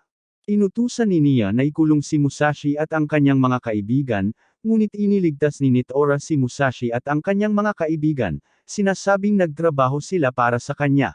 Nangako siyang aayusin ang anumang isyu na dulot ng mga ito. Isa sa mga tauhan ni Nitora ang nagpasara kay Musashi dahil gusto niyang itanggi ito. Si Nitora ay sinamahan upang makilala si Lord Yusugi. Sinusubukan ni Musashi na ipilit na makita rin si Lord Yusugi, ngunit tumanggi si Nitora. 2 miyembro ng banda ng Takeda ang naghatid kay Musashi at sa kanyang mga kaibigan sa kanilang matutuluyan. Nagtataka si Sugumi kung sino sila, at ipinaliwanag ni Musashi na minsan na silang tumulong sa pagligtas sa kanilang bayan. Si Yamamoto, isa sa mga gabay, ay sinuri ang balumbon na dala nila upang ipakita kay Yusugi. Nagreklamo si Senate dahil hindi niya binabantayan si Nitora at sa halip ay kailangan niyang bantayan si Musashi. Inaasahan ni Sugumi na gag-antay si Musashi, pero nanatili siyang kalmado at nagpasalamat kay Senate. Bumulong si Musashi kay Kajiro tungkol sa kanilang estratehiya para makalapit kay Lord Yusugi sa pamamagitan ng banda ng Takeda, na ikinatuwa ni Kajiro. Gayunpaman, ipinaliwanag ni Yamamoto na hindi nila makikita si Lord Yusugi dahil hindi nagtitiwala ang mga bushi sa mga tagalabas, lalo na sa mga Yusugi. Gusto ni Musashi na magtanong tungkol sa ama ni Kajiro, pero binasura ito ni Yamamoto, sinasabing ang mga Yusugi ay nagtitiwala lamang sa sarili nilang pamilya.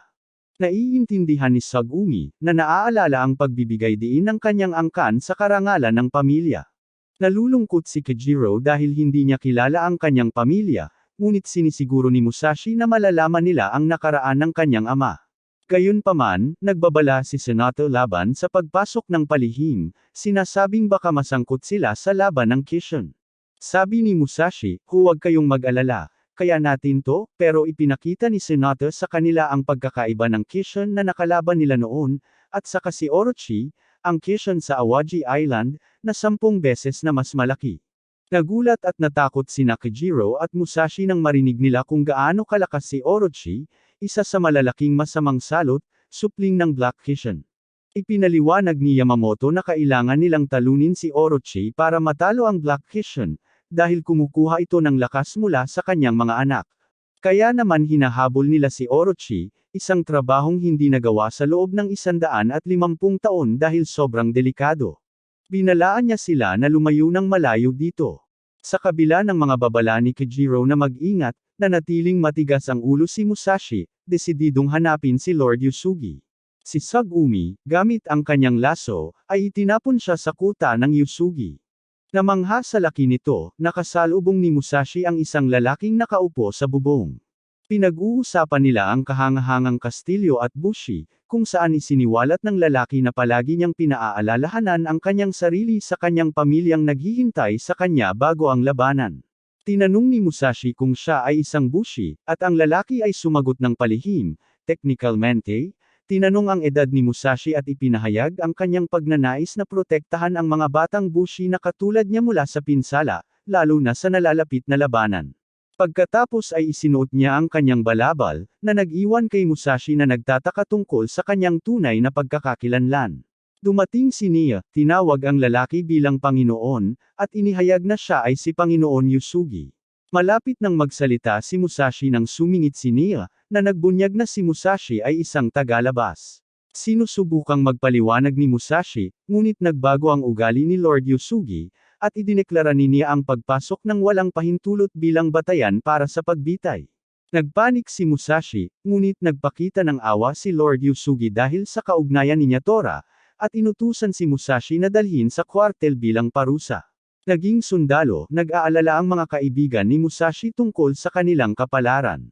Natatakot si Kojiro na mamatay nang hindi nalalaman ang tungkol sa kanyang pamilya, ngunit siniguro sila ni Musashi, iginigiit na makakahanap sila ng mga bakas tungkol sa kanyang ama sa loob ng kastilyo. Nag-aalala si Tsugumi na baka maging pagkain sila ng Kishin, pero nangako si Musashi na magkakaroon sila ng plano. Gayunpaman, nag-ambala ang kanilang plano nang bigyan sila ng mga damit na isusuot at paghiwalayin. Mental na naghahanda si Musashi habang pumapasok sa kanyang silid na nakatalaga, desididong hindi mapahiya. Siya ay ngumingiti, ginagamit ang kanyang espesyal na kakayahan na basahin ang silid at matukoy ang hierarchy nito, isang kasanayang nahasa mula sa kanyang mahirap na paglaki, sinusuri ang mga paksayon sa silid at ang kanilang mga interaksyon. Napagtanto niya na ito ang kanilang unang tunay na pakikipag-ugnayan at ang kanyang pagkakataon upang ipakita ang kanyang sarili, nahuhubog sa kanyang magiging katayuan sa kanila sa hinaharap. Habang tumataas ang tensyon sa pagitan ng mga bushi, may isang buong tapang na nagmungkahi na ang pinakamalakas sa kanila ang dapat mamuno. Ang ilan pa, na sumasang-ayon, ay nagrekomenda sa bushi na dating nagpatamba kay Musashi. Ipinakilala ang sarili bilang si Katsumi, anak ng pinuno ng Amako Band, ipinakilala ng inirekomendang bushi ang sarili bilang si Kihiro ng Shimazu Band.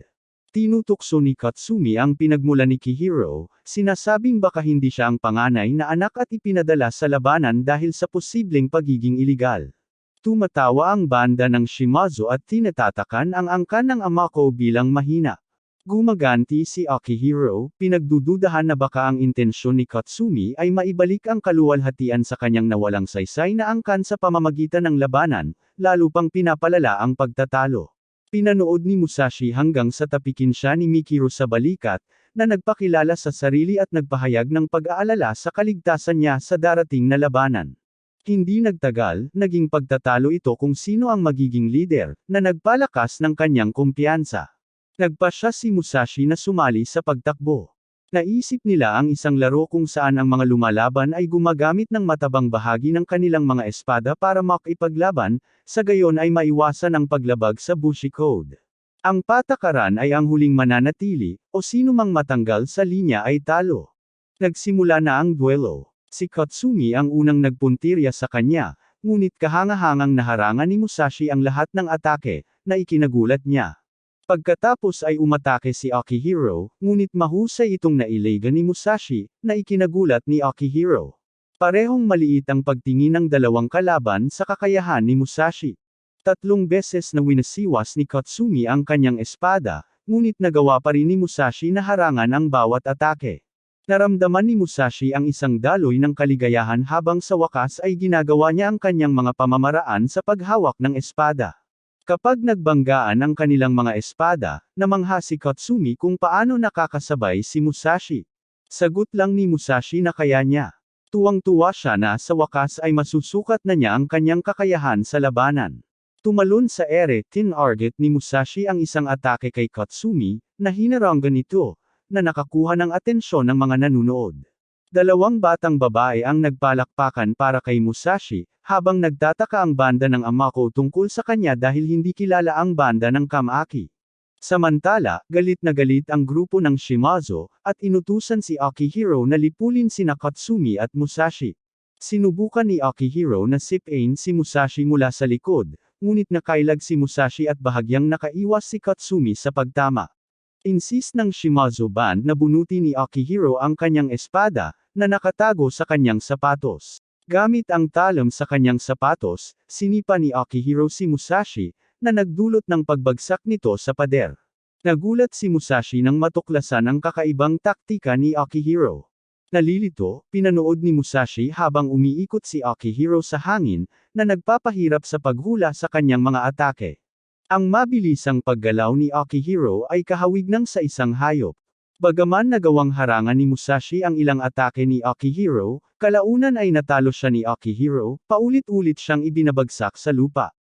Napagtanto ni Musashi ang napakalaking lakas ni Akihiro habang tinalo niya pareho ito at si Katsumi.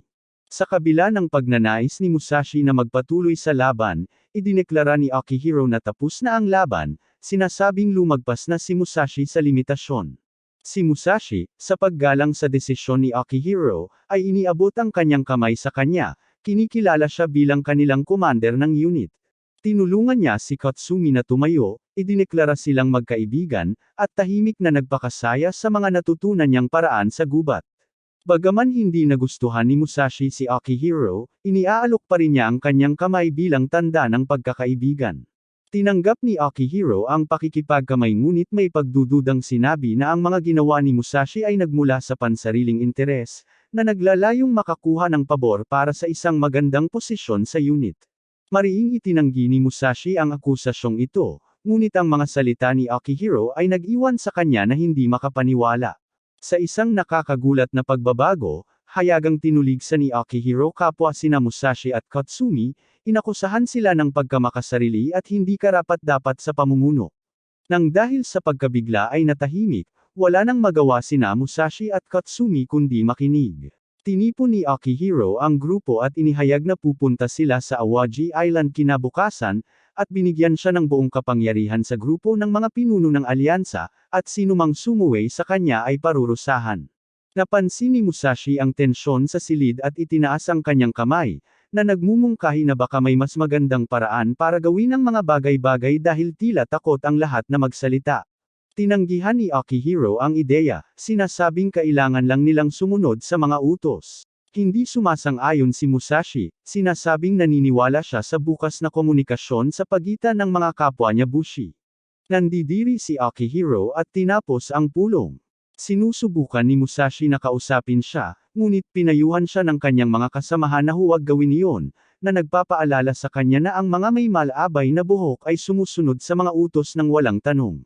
Nang makaramdam ng pagkadismaya, nagmadaling hanapin ni Musashi ang kanyang mga kaibigan, ngunit natuklasan niyang masaya ang mga ito sa kanilang bagong unit.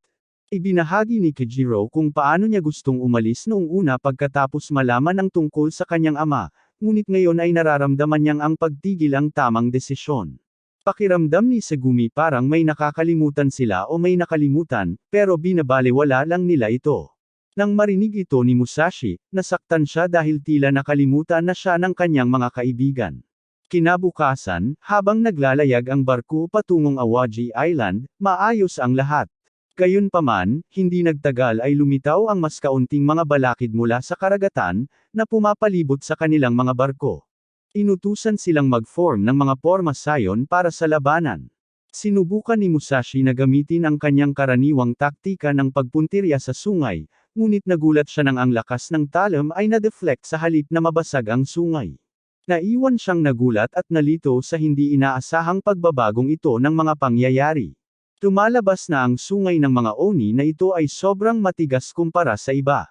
Isang oni ang sumasalakay sa isang barko, na nagdudulot ng kaguluhan habang tumatakas ang mga tao. Umakyat si Musashi sa oni at sinubukang basagin ang sungay nito gamit ang kanyang espada, ngunit masyadong matibay ito. Napaka-focus niya sa bagay na ito kaya hindi niya napansin ang isa pang oni na palihim na lumalapit sa likod niya. Sa sandaling akala niya tapos na siya, isang pulang ilaw ang humiwa sa sungay ng oni na sinasakyan niya. Pagkatapos ay pinutol ang sungay ng isa pang oni. Si Nea, isa sa 3 dragon ni Usoj, ang kanilang pinakamahusay na mga mandirigma. Siya at 2 pang iba ang sumipsip sa kapangyarihan ng mga oni, ngunit lalong maraming alon ang lumalabas sa karagatan, na nagpapayanag sa mga barko.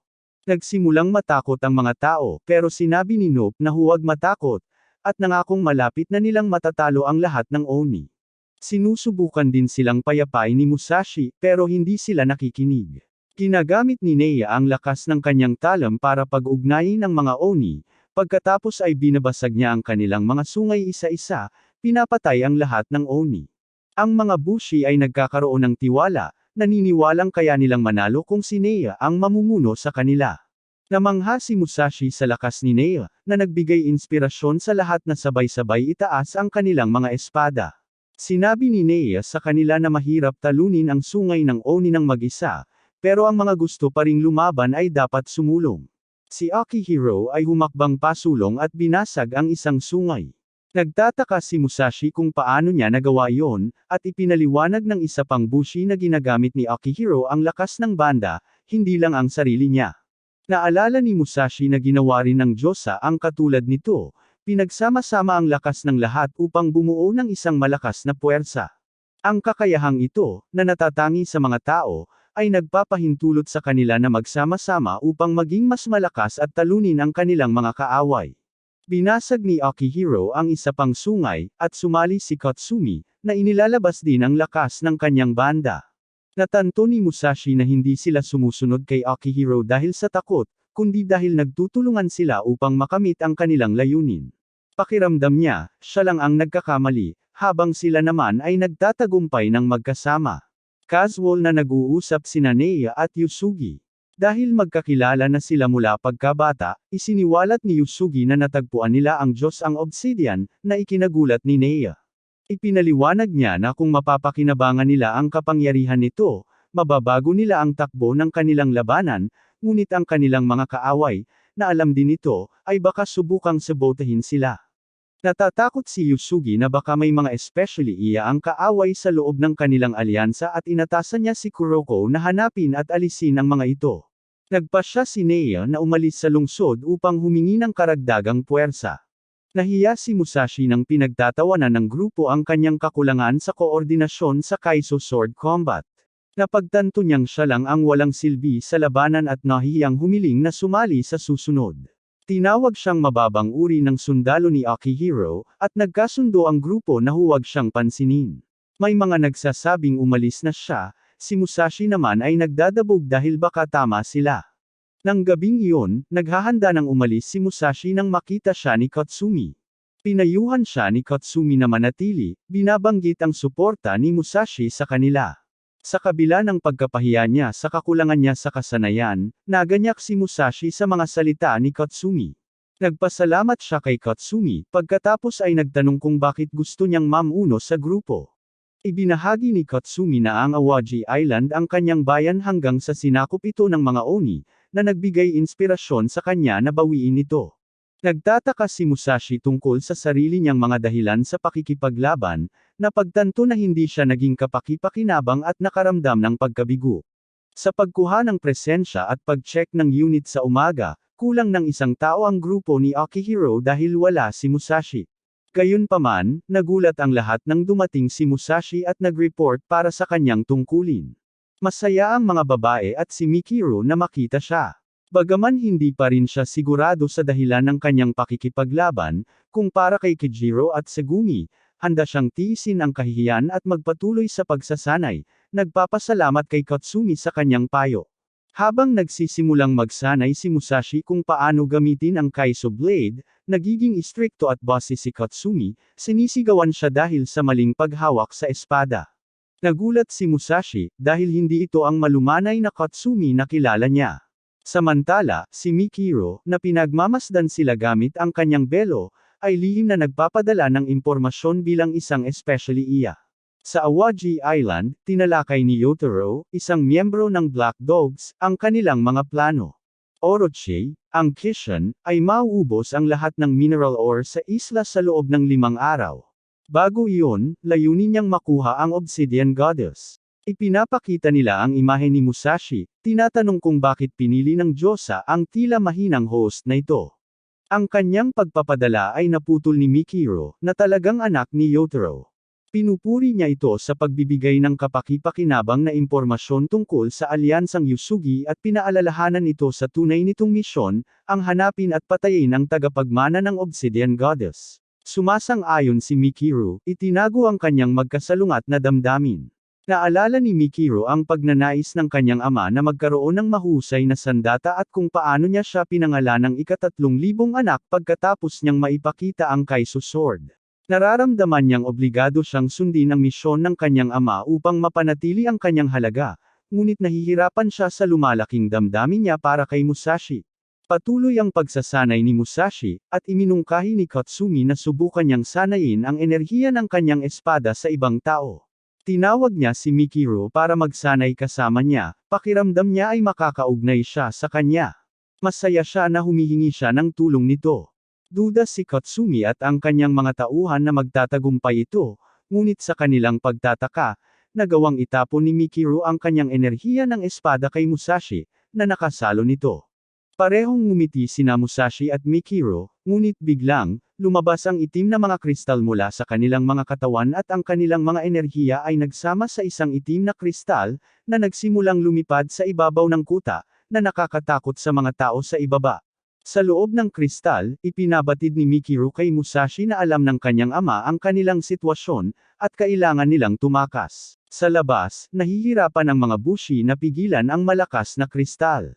Si Kuroko ang humakbang gamit ang lakas ng kanyang espada upang lumikha ng kulungan sa paligid ng kristal, pagkatapos ay pinaliit ito upang mabawasan ang paggalaw.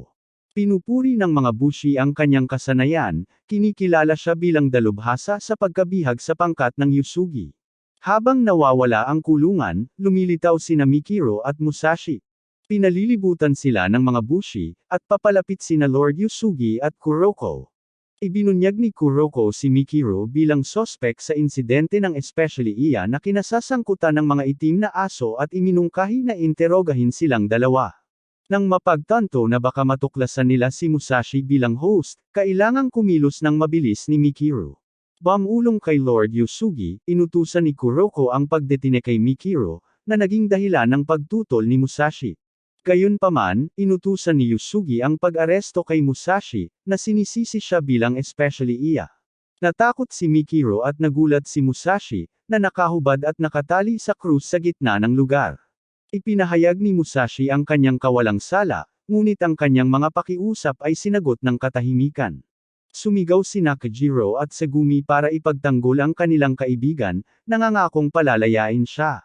Samantala, nanunood si Mikiro mula sa malayo, nangangakong ililigtas si Musashi sa lalong madaling panahon gamit ang kapangyarihan ng itim na kristal. Pinakawalan niya ang kristal, balak sanang iligtas si Musashi, ngunit hindi niya namalayang nahulog siya sa bitag ni Kuroko. Ang reaksyon ng kristal ay nagpapakita ng eksaktong lokasyon ni Yotaro sa Awaji Island.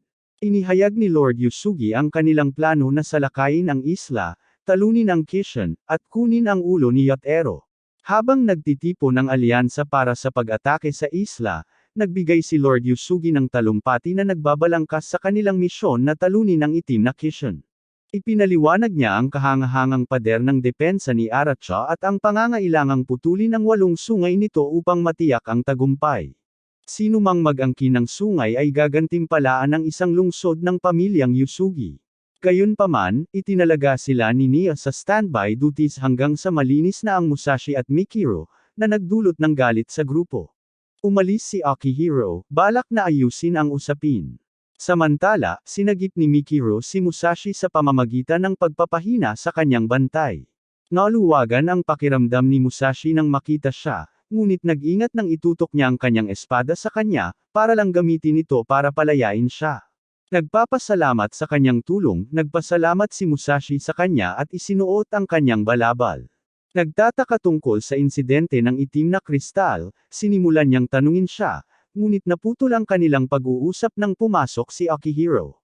Binati ni Musashi si Akihiro nang nakangiti, umaasang makahingi ng tulong, ngunit nagulat nang itutok ni Akihiro ang kanyang espada sa kanya. Ipinahayag ni Akihiro ang kanyang intensyon na gawing batayan ang ulat ni Musashi at patunayang hindi siya kaanib ng angka ng Shimazu. Pinagdudahan ni Musashi ang katapatan ni Akihiro sa kanilang layunin. Sinabi ni Akihiro na si Musashi ay hindi kaalyado, kundi isang hadlang sa kanilang mga layunin, na nagpapakita ng kanyang tunay na ambisyon na makamit ang kapangyarihan ng patayin niya si Arachi.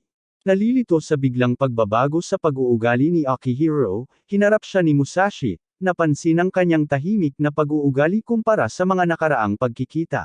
Si Akihiro ay abala sa pagmumuni-muni, iniisip ang plano ng kanyang ama na palitan siya at ang kanyang mga kapatid ng anak ng isang bagong kalaguyo bilang tagapagmana. Suspect nila na gusto silang mawala ng kanilang ama sa labanan sa isla ng Iwaji, pero naniniwala silang mapapatunayan nila ang kanilang sarili sa pamamagitan ng pagtalo sa isa sa mga sungay ni Arachi. Habang nagtataka si Musashi sa katahimikan ni Akihiro, biglang umatake ang mga nilalang na Oni, tinawag si Mikiro na kanilang kapatid, at sinabing tutulungan siya. Nagtataka si Musashi sa kakayahan ng Oni na magsalita. Ibinunyag ng magkakapatid na Oni ang pagkasangkot ni Mikiro sa isang misyon upang makuha ang Obsidian Goddess. Sinusubukan ni Musashi na umunawa, ngunit nanatiling tahimik si Mikiro, na nagtulak sa kanya na tanungin ito. Bago pa siya makasagot, ibinunyag ng Oni ang kanyang lihim, sinisisi siya sa pagpaplanong patayin si Musashi upang makuha ang Diyosa. Ipinagtatanggol ni Musashi si Mikiro, hindi naniniwala sa mga akusasyon.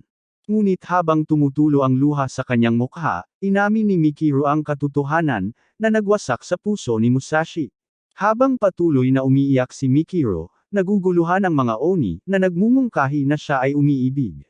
Hindi pa rin makapaniwala si Musashi hanggang sa lumabas ang itim na mga kristal mula sa katawan ni Mikiro, na nagpapakita ng hologram ng kanilang ama, si Yotaro. Pinupuri siya ng kanyang ama, pero alam niyang mali ang saktan si Musashi para lang makuha ang pag-aproba nito. Sinabi niya sa kanya na tapusin ang misyon at pagkatapos ay nawala, iniwan ang kanyang mga kapatid upang pilitin siyang sumunod o hindi siya papasukin muli sa pamilya. Naaalala ni Musashi noong pinilit siya ng sarili niyang pamilya na ihagis ang bato. Isa sa mga kapatid ni Mikiro ang sumubok na atakehin si Musashi gamit si Mikiro, ngunit nagawa niyang ipagtanggol ang sarili at palayain si Mikiro. Hinawakan niya ang kamay nito at tumakbo kasama siya, na nauunawaan ang pagnanais nito na pahalagahan ng kanilang pamilya, na nagpapagtanto kay Mikiro kung bakit niya mahal ang mga kapatid. Inutusan ng mga kapatid ang Oni na umatake, sa paniniwalang Tin Raider sila ni Mikiro. Habang sumusugod ang isang Oni patungo kay Musashi, tumalon si Mikiro sa harap, gamit ang kanyang itim na mga kristal upang protektahan siya. Malakas na kinagat ng Oni ang kanyang kapatid, na nagdulot ng sakit sa kanya, habang sumali naman ang kanyang mga kapatid para siya atakehin. Nagmumakmak na nagmamakaawa si Musashi na tumigil sila hanggang sa dumating ang iba pang bushi, kabilang na sina Nia at Kuroko, upang labanan ang Oni.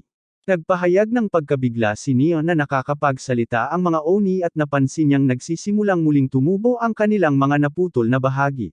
Nagulat sina Kuroko at Nia nang marinig nilang pinag-uusapan ng mga Onas ang pagkakaroon ng Obsidian Goddess. Sinusubukan ni Musashi gisingin si Mikiro, pero hindi siya sumasagot. Sa kabila ng pagkaalam na siya ay isang especially iya, tumanggi si Musashi na hayaan siyang mamatay. Lumapit si Kuroko dala ang kanyang espada, ngunit sa halip na umatake, itinutok niya ang enerhiya ng kanyang talam kay Mikiro, pinipigilan ito upang mapahinto ang pagdurugo nito. Tiniyak niya kay Musashi na hindi niya pinatay si Mikiro at makakatulong ang enerhiya para makarecover siya. Nagpapasalamat, tinanong ni Musashi kung bakit siya tumulong, pero hindi natapos ni Kuroko ang sagot at ngumiti lang sa kanya, na nagmumungkahi na maging magkaibigan sila, na ikinagulat ni Musashi. Natalo ni Nia at ng iba ang Oni, at ang tatlong magkakapatid na lang ang natira. Dalawa sa kanila ay nagnais na kainin ang kanilang nakatatandang kapatid upang lumakas. Ikinagulat ito ni Musashi at ng mga bushi. Sinasabi ng magkakapatid na para mas lumakas sila. Muling nagpakita si Yotaro sa pamamagitan ng hologram, sinasabing ang mga batang walang kakayahan ay nagiging pagkain para sa mga may kakayahan, na siyang paraan ng pagpaparami ng kanilang pamilya. Nagtataka si Musashi kung anong uri ng sira-sirang pamilya sila. Ang dalawang magkapatid ay nagiging isang malaking Oni, nang atakihin sila ni Nia. Ang kanyang atake ay napigilan ng kalasag na kanilang inilagay, isang bagay na kayang gawin ni Orochi. Ibinunyag ng mga Oni na ginawang kahanga-hanga ng kanilang ama ang kanilang mga katawan sa pamamagitan ng paglalagay ng dugo ni Orochi sa kanila. Mas maraming Onas ang nagsimulang lumitaw at lumipad patungong bayan upang lamunin ang mga tao. Mabilis na umalis ang mga bushi para protektahan ang bayan, at nag-aalala si Musashi para sa lahat, kasama na sina Kajiro at Sagumi. Sinira na ng mga Oni ang bahagi ng bayan at hinahabol na nila ang mga tao. Hiniling ni Nia sa mga lalaki na sumunod sa kanya upang palayasin sila at ipagtanggol ang kastilyo. Gusto nang umalis ni Musashi, pero sinabi ni Kuroko, na buhat-buhat si Mikuro, na manatili na lang siya dahil kailangan niyang protektahan silang dalawa. Nagtatanong si Musashi kung bakit, at sinabi ni Kuroko na maaaring maghintay ang mga detalye. Dapat na lang niyang obserbahan kung paano lumalaban ang angkan ng Yusugi. Walang kahirap-hirap na pinipigil ng magkapatid na Oni ang mga atake ng bushi at tinutukso sila dahil sa kanilang kahinaan. Muling nagpakita ang kanilang ama, na naghihimok sa kanila na sakupin ang kuta at bawiin ang Obsidian Goddess. Kinakain ng magkakapatid ang iba pang Oni, lalo pang lumalaki. Inutusan din ng ama ang pagpatay kay Mikuro, na tinawag siyang traidor at may depekto. Nagagalit si Musashi dahil dito, at nagmumuni-muni sa pagnanais ni Mikuro na makuha ang kanyang pag-aproba. Nang bigyang katwiran ng ama ang kanyang mga aksyon bilang natural na selection, kinundena siya ni Musashi bilang isang halimaw. Nangangatwiran ang ama na ang kanibalismo ay paraan ng kalikasan upang matiyak na ang pinakamatatatag lamang ang mabubuhay, na nagmumungkahi na maiuugnay ni Musashi ang sarili sa pakikibaka para sa pagtanggap. Ipinagpatuloy niya ang paghahambing nito sa mga bushi, sinasabing pinagsasama-sama nila ang kapangyarihan sa isang individual sa kapinsalaan ng iba, na nagmomopolyo ng lakas. Pinabulaanan nito ni Musashi, ngunit iginiit ni Kuroko na totoo ito. Binanggit ang kakayahan ni Lord Yusugi na kolektahin ang lahat ng lakas ng kanilang mga espada ngunit ibahagi rin ito sa kanyang mga kasama. Ipinapakita ito ni Yusugi sa pamamagitan ng pagbibigay kapangyarihan sa pisikal na katangian ng kanyang mga kaalyado gamit ang natatanging katangian ng kanyang dilaw na Kaiso Blade. Habang ibinabahagi ni Yusugi ang kanyang kapangyarihan, nahihirapan si Musashi sa pagkalito hanggang sa ipaliwanag ni Kuroko kung paano manipulahin ng mga gumagamit ng dilaw na Kaiso Blade ang mga katangian ng enerhiya para sa ibang tao. Sinabi ni Yusugi kay Yotaro na hindi katulad niya. Kapag nagkakaroon siya ng kapangyarihan, ibinabahagi niya ito sa kanyang mga kasama, binibigyang diin ang kahalagahan ng pagkakaisa at suporta. Ipinaliwanag ni Kuroko na ang kapangyarihan ni Lord Yusugi ay nagtataguyod ng paghihikayat, pagbabahagi, at suporta sa kanyang mga kasamahan. Dahil sa mga salita ni Yusugi, buong tapang na hinarap ng mga lalaking binigyan ng kapangyarihan ng kaaway, sinasalakay ang magkakapatid na Oni ng may pambihirang bilis at koordinasyon. Pinagalitan ni Nea ang magkakapatid dahil sa kanilang mga reklamo, at nang subukang kagatin siya ng kapatid, ipinagtanggol ni Nea ang kanyang sarili. Nagpa siya ang kapatid na puntiryahin si Yusugi, ngunit mabilis siyang napigilan ng isang dilaw na laso. Namangha si Musashi sa pisikal na pagpapahusay ng banda ng Yusugi, ngunit nilinaw ni Kuroko na hindi lang pagpapahusay ang kundi pati na rin ang kanilang kakayahang mag-ugnay ng lakas ng talim. Ipinaliwanag niya na kailangan dito ang tiwala at koordinasyon, kung saan mas mahahabang kadena ang nabubuo ng mga Yusugi dahil sa matibay nilang ugnayan sa pamilya at sa pamumuno ni Lord Yusugi. Ang mga lalaki ay bumuo ng isang dragon gamit ang kanilang magkakaugnay na enerhiya at, sa pangunguna ni Nea, matagumpay na natalo ang magkapatid na Oni. Gayunpaman, nagtataka sina Kuroko at Lord Yusugi kung paano nalampasan ng kaaway ang kanilang protection. Tumitaw si Shiro, inamin na pinayagan niya silang pumasok at balak niyang kunin ang espada ni Yusugi. Sa kanyang pagtatangkang tumakas, hindi nagawang gumalaw ni Shiro dahil sa paggamit ng energy circuit ni Kuroko at ng Bushi. Malapit nang atakihin ni Nea si Shiro, ngunit nagsimulang hamina ang kanilang koneksyon. Ang biglang paglitaw ni Seroko, isang gumagamit ng dilaw na enerhiya at kasama ni Shiro, ay nagpapahiwatig ng problema. Inihayag ni Seroko ang kanilang layunin na lipulin ang pangkat ng Yusugi, pinutol ang kanilang koneksyon at iniwang mahina ang kanilang loob. Napagtanto ni Nea ang kalubhaan ng sitwasyon habang nabibigo ang kanilang mga pagtatangkang muling makipag-ugnayan, dahil sa kapangyarihan ni Seroko na nagpapawalang bisa, na nag-iiwan sa kanila na walang panlaban sa kanilang makapangyarihang mga kaaway. Sinabi ni Seroko na nakulong na sila ngayon at hindi na makakaasa sa kanilang karaniwang lakas ng pagkakaisa. Hinihiling niya kay Shiro na tapusin sila, ngunit tumanggi si Shiro, sa halip ay nagpahayag ng kanyang kagalakan sa muling pagkakita kay Musashi at napansin si Mikero, na sinasabi niyang parang obsidian goddess din. Sinabi niya sa kanila na mag-uusap na lang sila mamaya at nagtuon ng pansin sa nakapaligid na mga palumpong. Nag-aalala si Musashi sa kapangyarihan ni Shiro at natatakot para sa kanyang mga kaibigan at kasama. Gayunpaman, sa halip na umatake, lumikha si Shiro ng parisukat sa ilalim ni Musashi at Mikero, at ini-teleport sila palayo. Sa kanilang pagkamangha, natuklasan nilang napalitan sila ng bahagi ng Awaji Island, kung saan lumitaw ang ulo ni Mirage mula sa isa pang parisukat sa kalangitan. Sa kakaibang espasyong ito, nakatagpo si Musashi ng Yacht Ero, na nagbunyag na nasa malalim na bahagi sila ng Awaji Island.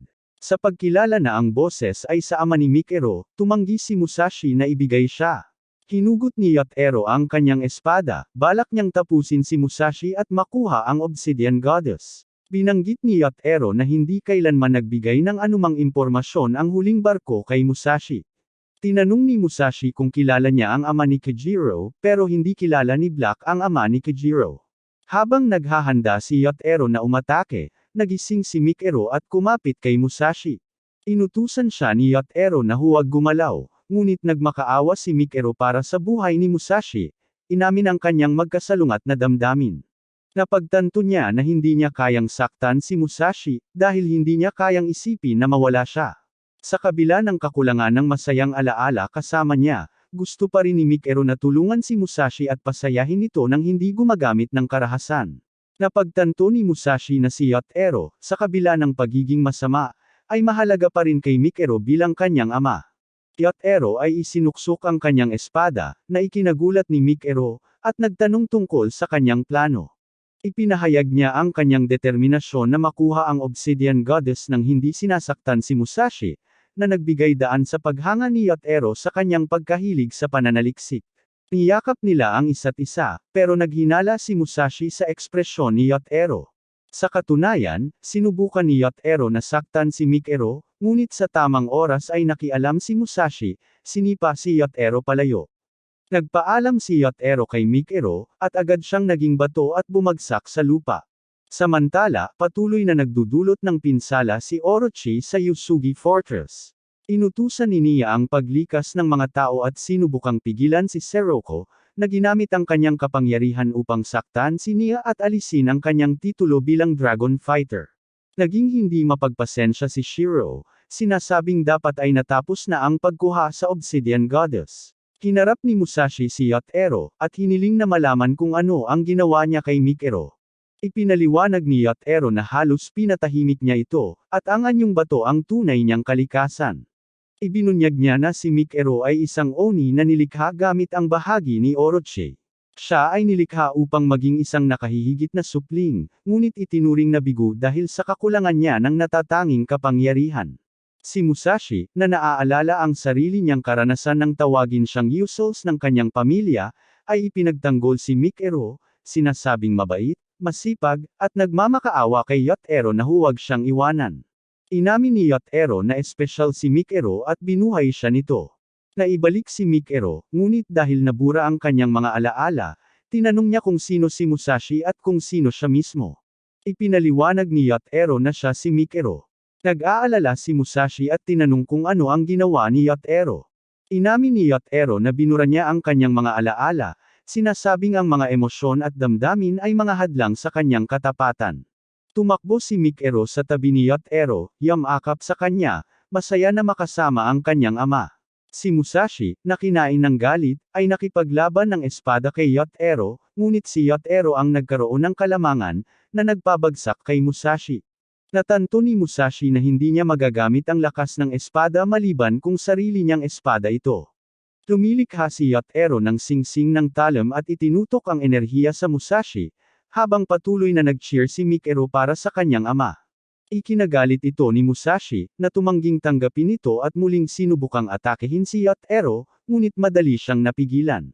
Humihina si Musashi, at malapit na siyang saksakin ni Yotaro nang tusukin siya ni Mikero mula sa likod gamit ang kanyang mga kristal. Saglit niyang naaalala ang pangalan ni Musashi bago muling nakalimot. Pinatalsik siya ni Yotaro, binabalaan siya laban sa pagsuway at nagbabantang muling burahin ang kanyang emosyon, na malungkot niyang sinang-ayunan. Habang si Musashi ay na-teleport palayo dahil nauubusan na ng oras ang teknik ni Shiro, tinawag niya si Mikero, na umiiyak. Ang grupo ng mga kumuha sa banda ay sumaira sa harang at pumasok sa kuta upang iligtas ang mga tao. Pinangunahan ni Nia si Musashi at ang kanyang mga kaibigan sa isang silong sa ilalim ng Yusugi Castle. Ibinunyag ni Nia na kailangan nila ang kapangyarihan ng Obsidian Goddess na nasa loob ni Musashi upang talunin ang Kishin. Iminumungkahi ni Kajiro na bumalik, dahil hindi niya gustong ilagay sa panganib ang kanilang buhay, ngunit sinisiguro ni Nia sa kanila na hindi sila obligado na lumaban. Kinikilala niya ang balot na daladala ni Segumi bilang talam ni Musashi at ibinibigay ito sa kanya. Nalaman ni Musashi na balak nilang gamitin ito para iligtas siya mula sa pagbitay at magkasamang tumakas. Kinikilala ni Nia ang magagandang kaibigan ni Musashi ngunit binibigyang diin ang pangangailangang iligtas ang sarili nilang mga kaibigan, na nangangailangan ng pagharap kay Arachi at sa kaaway na Bushi. Sumang-ayon si Musashi, tinitiyak kay Kajiro na hindi na lang para sa kanya ito. Sa pagkakapunta ng lahat sa barko, nagpatuloy sila at nakarating sa isang pinto na bumukas patungo sa Yusugi Band Mausoleum, kung saan nakatago ang lihim ng Obsidian Goddess. Malapit nang matuklasan ni Musashi at Kajiro ang lahat ng nakatagong lihim. Ayon sa mga sinaunang balumbon, noong panahong nagpupumilit ang sangkatauhan laban sa mga Oni, isang misteryosang babae ang nagbigay ng unang Keitoso Blade sa mundo. Nakamit niya ang kasanayan sa lahat ng enerhiya ng talam na nagmumula sa mga espada, kaya naman tinawag siyang Obsidian Goddess. Kahit matapos ang kanyang pagpanaw, nanahan pa rin ang kanyang kaluluwa sa mga individual, na ang kanyang kapangyarihan ay natutulog sa loob nila. Ipinaliwanag ni Nia na posibleng magamit ni Musashi ang kapangyarihang ito upang pag-isahin ang lahat ng Bushi sa Hinamoto. Gayunpaman, naaalala ni Musashi na ipinahiwatig ng Diyosa na hindi niya magagawang gamitin ang kapangyarihan ito. Hindi natinag, ipinakita ni Nia ang isang kahon na naglalaman ng kayamanan na pinaniniwala ang magbubukas sa kapangyarihan ng Diyosa. Kajiro ay nagtatanong sa pagpayag ni Nia na ibigay ng libre ang napakahalagang kayamanan na iyon. Sinabi ni Nia na kailangan nilang gamitin ito para talunin si Arachi at iligtas ang kanilang bihag na Panginoon. Hindi nila maikonekta ang kanilang lakas ng espada dahil sa kapangyarihan ni Seriko, kaya kailangan nilang gumawa ng proaktibong aksyon. Sa kabila ng pagkadama ng kahihiyan na humiling ng gayong kapangyarihan para sa personal na dahilan, binibigyang diin ni Nia ang kahalagahan ng pagliligtas sa kanilang mga kaibigan at Panginoon. Ipinahayag ni Kajiro at Sagumi ang kanilang pag-unawa, sinisiguro kay Nia na walang kahihiyan sa pagprotekta sa kanilang mga pamilya. Nagtatanong si Musashi kung talagang matatalo niya ang kaaway gamit ang kayamanan. Ibinunyag ni Nia na ang mahiwagang mga nilalang na tinatawag nilang Black Dogs ay kilala rin bilang Obsidian 8. Ang mga mandirigmang ito ay gumagamit ng mga Keitoso Blade at naglilingkod sa Oni, na nagtatakot sa lupain sa loob ng daan-daang taon sa pamamagitan ng pagpatay sa iba pang Bushi. Nagtapos si Musashi na harapin at talunin ang Black Dogs, tinatanggap ang kayamanan. Ipinakita ni Nia sa kanya ang isang baso na puno ng dugo ng Diyosa, na nagpapaliwanag na ang pag-inom nito ay magbabago sa katawan ni Musashi. Nag-aatubili si Musashi, na nakikitang nakakasuklam ang ideya, ngunit nagpupumilit si Nia, sa pilitang pinainom ito sa kanya. Nagsimulang mag-convulse si Musashi, pero biglang tumigil, sinasabing maayos lang siya. Dismayado sa kawalan ng resulta, umalis sila, habang humihingi ng paumanhin si Nia sa pag-angat ng kanilang pag-asa. Gayunpaman, may nararamdaman si Musashi na may gumagalaw bago pa man sila umalis. Sa wakas ay hinarap nila ang kaaway sa Awaji Island, tinalo nila si Orochi, at iniwan ang isang espada. Nagmamadaling bumaba sa bundok, umaasa si Musashi na makita si Mikero. Gayunpaman, nagulat sila nang matuklasan na ang buong loob ng isang butas sa bundok ay hinukay. Sa pagbaba pa, nakita nila ang isang itim na espada na lumulutang sa gitna, at isang nilalang ang lumitaw sa tabi nito, sinunggaban ang espada. Ang ulo ng ama ni Mikero ay lumitaw sa kalangitan, nagpakilala bilang Yotaro. Ipinahayag niya na nakipag-isa siya kay Orochi, na naglalaman ng kapangyarihan nito sa kanyang sarili. Ang nilalang sa tabi ng itim na espada ay nahayag na bagong katawan ni Yotaro, kung saan ang espada mismo ay si Mikero. Ipinaliwanag ni Yotaro na gumamit siya ng ipinagbabawal na sining upang gawing kaiso espada si Mikero, na lumilikha ng Obsidian Goddess Broadsword. Ang espada ay kumikinang na may lumilitaw na mata dito, at malisyosong tumatawa si Yotaro. Bagaman nag-aalinlangan silang maniwala, nararamdaman ni Musashi na ang espada ay talagang si Mikero. Nang may isang bushi ang arroganting lumapit kay Yotaro, gumanti si Yotaro sa pamamagitan ng pagturo ng kanyang enerhiya ng espada sa kanya, na halos ikamatay niya kung hindi dahil sa kalasag na nilikha ng ibang bushi. Binabalaan sila ni Yotaro na huwag siyang maliitin, na nagudyok kay Lord Yusugi na utusan ang mga bushi na umatake ng buong lakas. Gayunpaman, mabilis na nilipol ni Yotaro ang lahat ng bushi na malapit nang umatake sa kanya sa pamamagitan lamang ng dalawang pag-atake, na ang lakas ay tumagos hanggang sa nakapaligid na bundok. Ipinagmamalaki niya ang kanyang bagong lakas, sinasabing palagi niyang kinaiinggitan ang mga bushi dahil sa kanilang kahusayan, ngunit ngayon ay nalampasan na niya sila. Habang inaatake siya ni Musashi, hinarang ni Yotaro ang suntok, sinasabing si Mikero ang kanyang perpektong nilikha. Napasigaw si Mikero, na nagpapahayag ng hindi pagsang-ayon sa mga ginawa ni Yotaro. Gayunpaman, nararamdaman ni Musashi na humihina ang kanyang kapangyarihan habang ito ay sinasalamin ni Mikero. Ibinunyag ni Yotaro na taglay ni Mikero ang kaparehong kapangyarihan ng Obsidian Goddess, na nagpapahintulot sa kanya na sumipsip din ng lakas ng talim. Itinaas niya ang kanyang espada, sinipsip ang lahat ng lakas ng espada mula sa bushi at bumuo ng isang konstelasyon sa kalangitan, na sumasalamin sa mga kilos ng Obsidian Goddess. Pagkatapos ay inilabas ni Yotaro ang kapangyarihan ni Mikero, na nagdulot ng malawakang pagkasira na umabot sa kuta ng Yusugi, winasak ang mga bundok sa kanyang dinaraanan. Determinado si Musashi na abutin si Mikero sa kabila ng kasalukuyang kalagayan nito. Gayunpaman, binabaliwala ni Yotaro ang kanyang mga pagtatangka, sinasabing nabago si Mikero bilang perpektong espada at ngayon ay kanyang kasangkapan. Napagtanto ni Musashi na hindi ito ang Mikero na kilala at minamahal niya. Habang nagkakasalungat ang isip ni Mikero, ipinahayag niya ang kanyang pagkalito at pagsisisi, naguguluhan kung magiging perpektong kasangkapan ng kanyang ama o magiging sarili niya. Insistent si Yotaro na dapat manatiling walang emosyon si Mikero bilang perpektong espada, ngunit hindi sumasang-ayon si Musashi, na pinapatunayan na ang lumang Mikero ay nananatili pa rin sa loob niya. Itinaas ni Yotaro ang kanyang espada para atakehin si Musashi, ngunit nakialam si Nitora, na nagbigay ng pagkakataon kay Musashi at sa kanyang mga kaibigan na muling magtipon. Si Yusugi, na may dalang espada, ay nagbigay ng lakas kay Nitora Nadnio na sumugod kay Yotaro ng napakabilis, ngunit pinabagsak niya sila. Inihayag ni Yusugi na siya lang ang haharap kay Yotaro para bigyan ng oras ang iba na makatakas. Gayunpaman, walang tigil na umaatake si Yotaro, na nasusugatan ang bawat bushi. Habang naghahanda si Yotaro na atakehin si Musashi at ang kanyang mga kaibigan, hinaranggan ni Kujira ang atake, at biglang, tumigil ang oras. Nakita ni Musashi ang isang batang Mikero sa loob ng isang bukas sa hangin at tinawag siya. Pumasok siya sa nagyayelong sandali at nagbago bilang kanyang mas batang sarili. Habang gumagapang patungo kay Mikero, tinanong niya ito kung bakit ayaw nitong maalala siya. Ibinubunyag ni Mikero ang kanyang masakit na mga alaala. Ipinakita niya sa kanya ang mga alaala nito. Nakita niya ang sakit na dinanas nito nang tanggihan siya ng kanyang ama bilang isang bigu. Ang kanyang pag-iyak nang nagmamakaawa siya sa kanyang ama na bumalik at nangako na gagawin ang lahat para lang manatili ito. Habang nag-uusap ng buong puso sina Mikero at Musashi, nakahanap sila ng call-iwan sa piling ng bawat isa, napagtanto na pareho silang may puwang sa loob nila. Inamin ni Mikero na palagi niyang naaalala si Musashi at inamin ang kanyang nararamdaman para sa kanya, na nagdulot ng maningning na ngiti sa mukha nito. Naaalala niya ang kanilang mga nakaraang pagkikita at ang init na natagpuan niya sa kanyang presensya.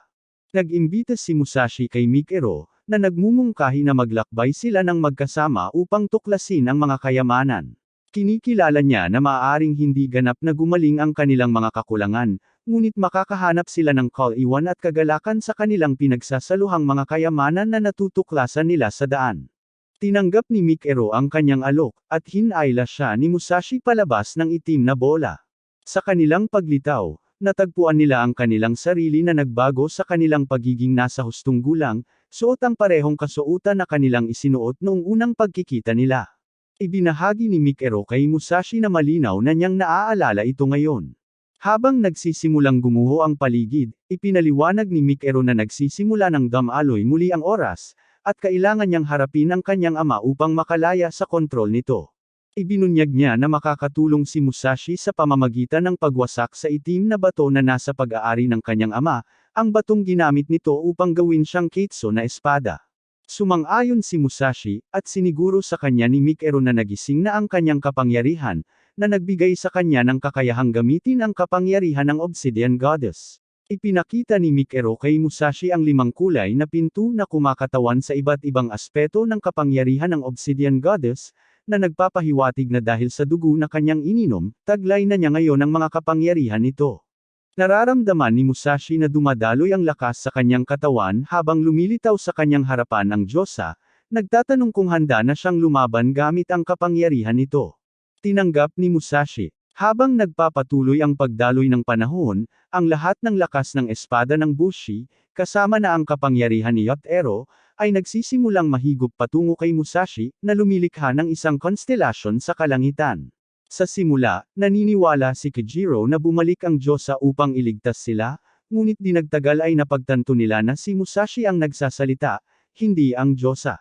Si Musashi ay lubos na kontrolado na ngayon, ang buhok niya ay nakatali sa halip na itim tulad ng sa Diyosa, at nagsimula na rin kunin ni Yotaro ang lakas ng espada ng lahat, sinasabing hindi kumpleto si Musashi kung hindi niya makokontrol ang lahat ng lakas ng espada. Ipinaliwanag ni Yusugi na mayroon lamang 1/5 bahagi ng kapangyarihan ng Diyosa si Musashi, dahil 1/5 bahagi lamang ng dugo nito ang kanyang ininom. Pareho silang naglaban gamit ang kanilang mga espada at sa sumunod na labanan sa pagitan ni Musashi at Yotaro, nakuha ng huli ang kalamangan at pinutol ang kaliwang kamay ni Musashi, naghahanda para sa huling atake. Gayunpaman, nagulat si Musashi nang harangan niya ang talam nito gamit lamang ang kanyang dulo ng daliri, na nagpapakita na ang lahat ng lakas ng talam ay naipon sa kanyang katawan. Ipinukas niya ang lahat ng lakas sa kanyang kanang kamay at pinadibog si Yotaro. Pagkatapos ay nagbigay siya ng malakas na sunod-sunod na suntok, na nagpabagsak kay Yotaro. Lumabas ang itim na bato mula sa katawan ni Yotaro, at naghahanda si Musashi na sirain ito, ngunit muling tumigil ang oras, at hiniling ni Mikero na makipag-usap muna sa kanyang ama. Sa kabila ng pag-aalinlangan niya, hinikayat ni Musashi si Mikero na ipahayag ang kanyang mga iniisip. Unang nagsalita si Yotaro, tinanong ang determinasyon ni Mikero na traidorin siya at pinaalalahanan ito sa kanilang pinagsaluhang pangarap na maging makapangyarihang nilalang. Si Mikero, gayunpaman, ay nagpahayag ng kanyang pagnanais para sa pagmamahal ng kanyang ama, ngunit iginigiit ni Yotaro na magkatulad sila sa kanilang mga mithiin. Sa huli, sumuko si Mikero, napagtanto na hindi siya maiintindihan ni Yotaro, at hinimok si Musashi na sirain ang bato. Sumasang-ayon si Musashi, ngunit inihayag ni Mikero na mawawala ang kanyang katawan kung sisirain ang bato. Nahihirapang tanggapin ito ni Musashi, pero iginigiit ni Mikero na ito ang pinakamagandang resulta para sa lahat. Sabi ni Yotaro, hindi siya mawawala kasama niya, pero huli na para sa kanya dahil mawawala siya dahil sa ipinagbabawal na sining na ginamit niya. Nakikita ni Yotaro kung gaano kalungkot si Mikiru sa pagkawala niya, at sa wakas ay nagsimulang maunawaan ang damdamin ni Mikiru, na pagtanto na ang tanging gusto niya ay may makasama siya, na nagugat sa kanyang kalungkutan noong kabataan niya. Habang ipinapahayag ni Mikiru ang kanyang kalungkutan para sa kanya sa kabila ng lahat, naiintindihan ni Yotaro na hindi sila pareho, at na nararapat si Mikiru na palayain mula sa kanyang mga tanikala. Sa isang nakakaantig na sandali, unang tumingin si Yotaro sa mga mata ni Mikiru, at nagpaalam si Mikiru sa kanya nang nakangiti habang nawasak ang bato, at natalo si Yotaro. Nagpahayag ng pasasalamat si Mikiru kay Musashi dahil binigyan siya nito ng lakas ng loob na maging sarili. Pagkatapos ng laban para makuha muli ang Awaji Island, mahigpit pa rin nilang binabantayan si Mikiru. Hindi siya nasa kulungan kundi nakakulong sa isang silid, lahat dahil hindi tutol si Musashi na ikulong siya. Kijiro at Sagumi ay nakipag-usap kay Lord Yusugi, na nagsabi sa kanila tungkol sa selyo sa scroll ng ama ni Kijiro. Ang selyo ay sa kanyang namayapang ama, ngunit lumalabas na ang ama ni Kijiro ay hindi bahagi ng banda ng Yusugi, dahil ang kanyang pangalan ay hindi nakasulat sa mga talaan ng pamilya. Siguro nakipagkaibigan lang siya sa kanila sandali, pero tila hindi naman apektado si Kijiro na hindi niya masyadong kilala ang kanyang ama. Napansin ni Yusugi ang dalawang espada ni Kijiro, at sinabi ni Kijiro na ang isa ay regalo mula sa kanyang ama, na nagpapaalala sa kanya ng mga turo ng kanyang ama.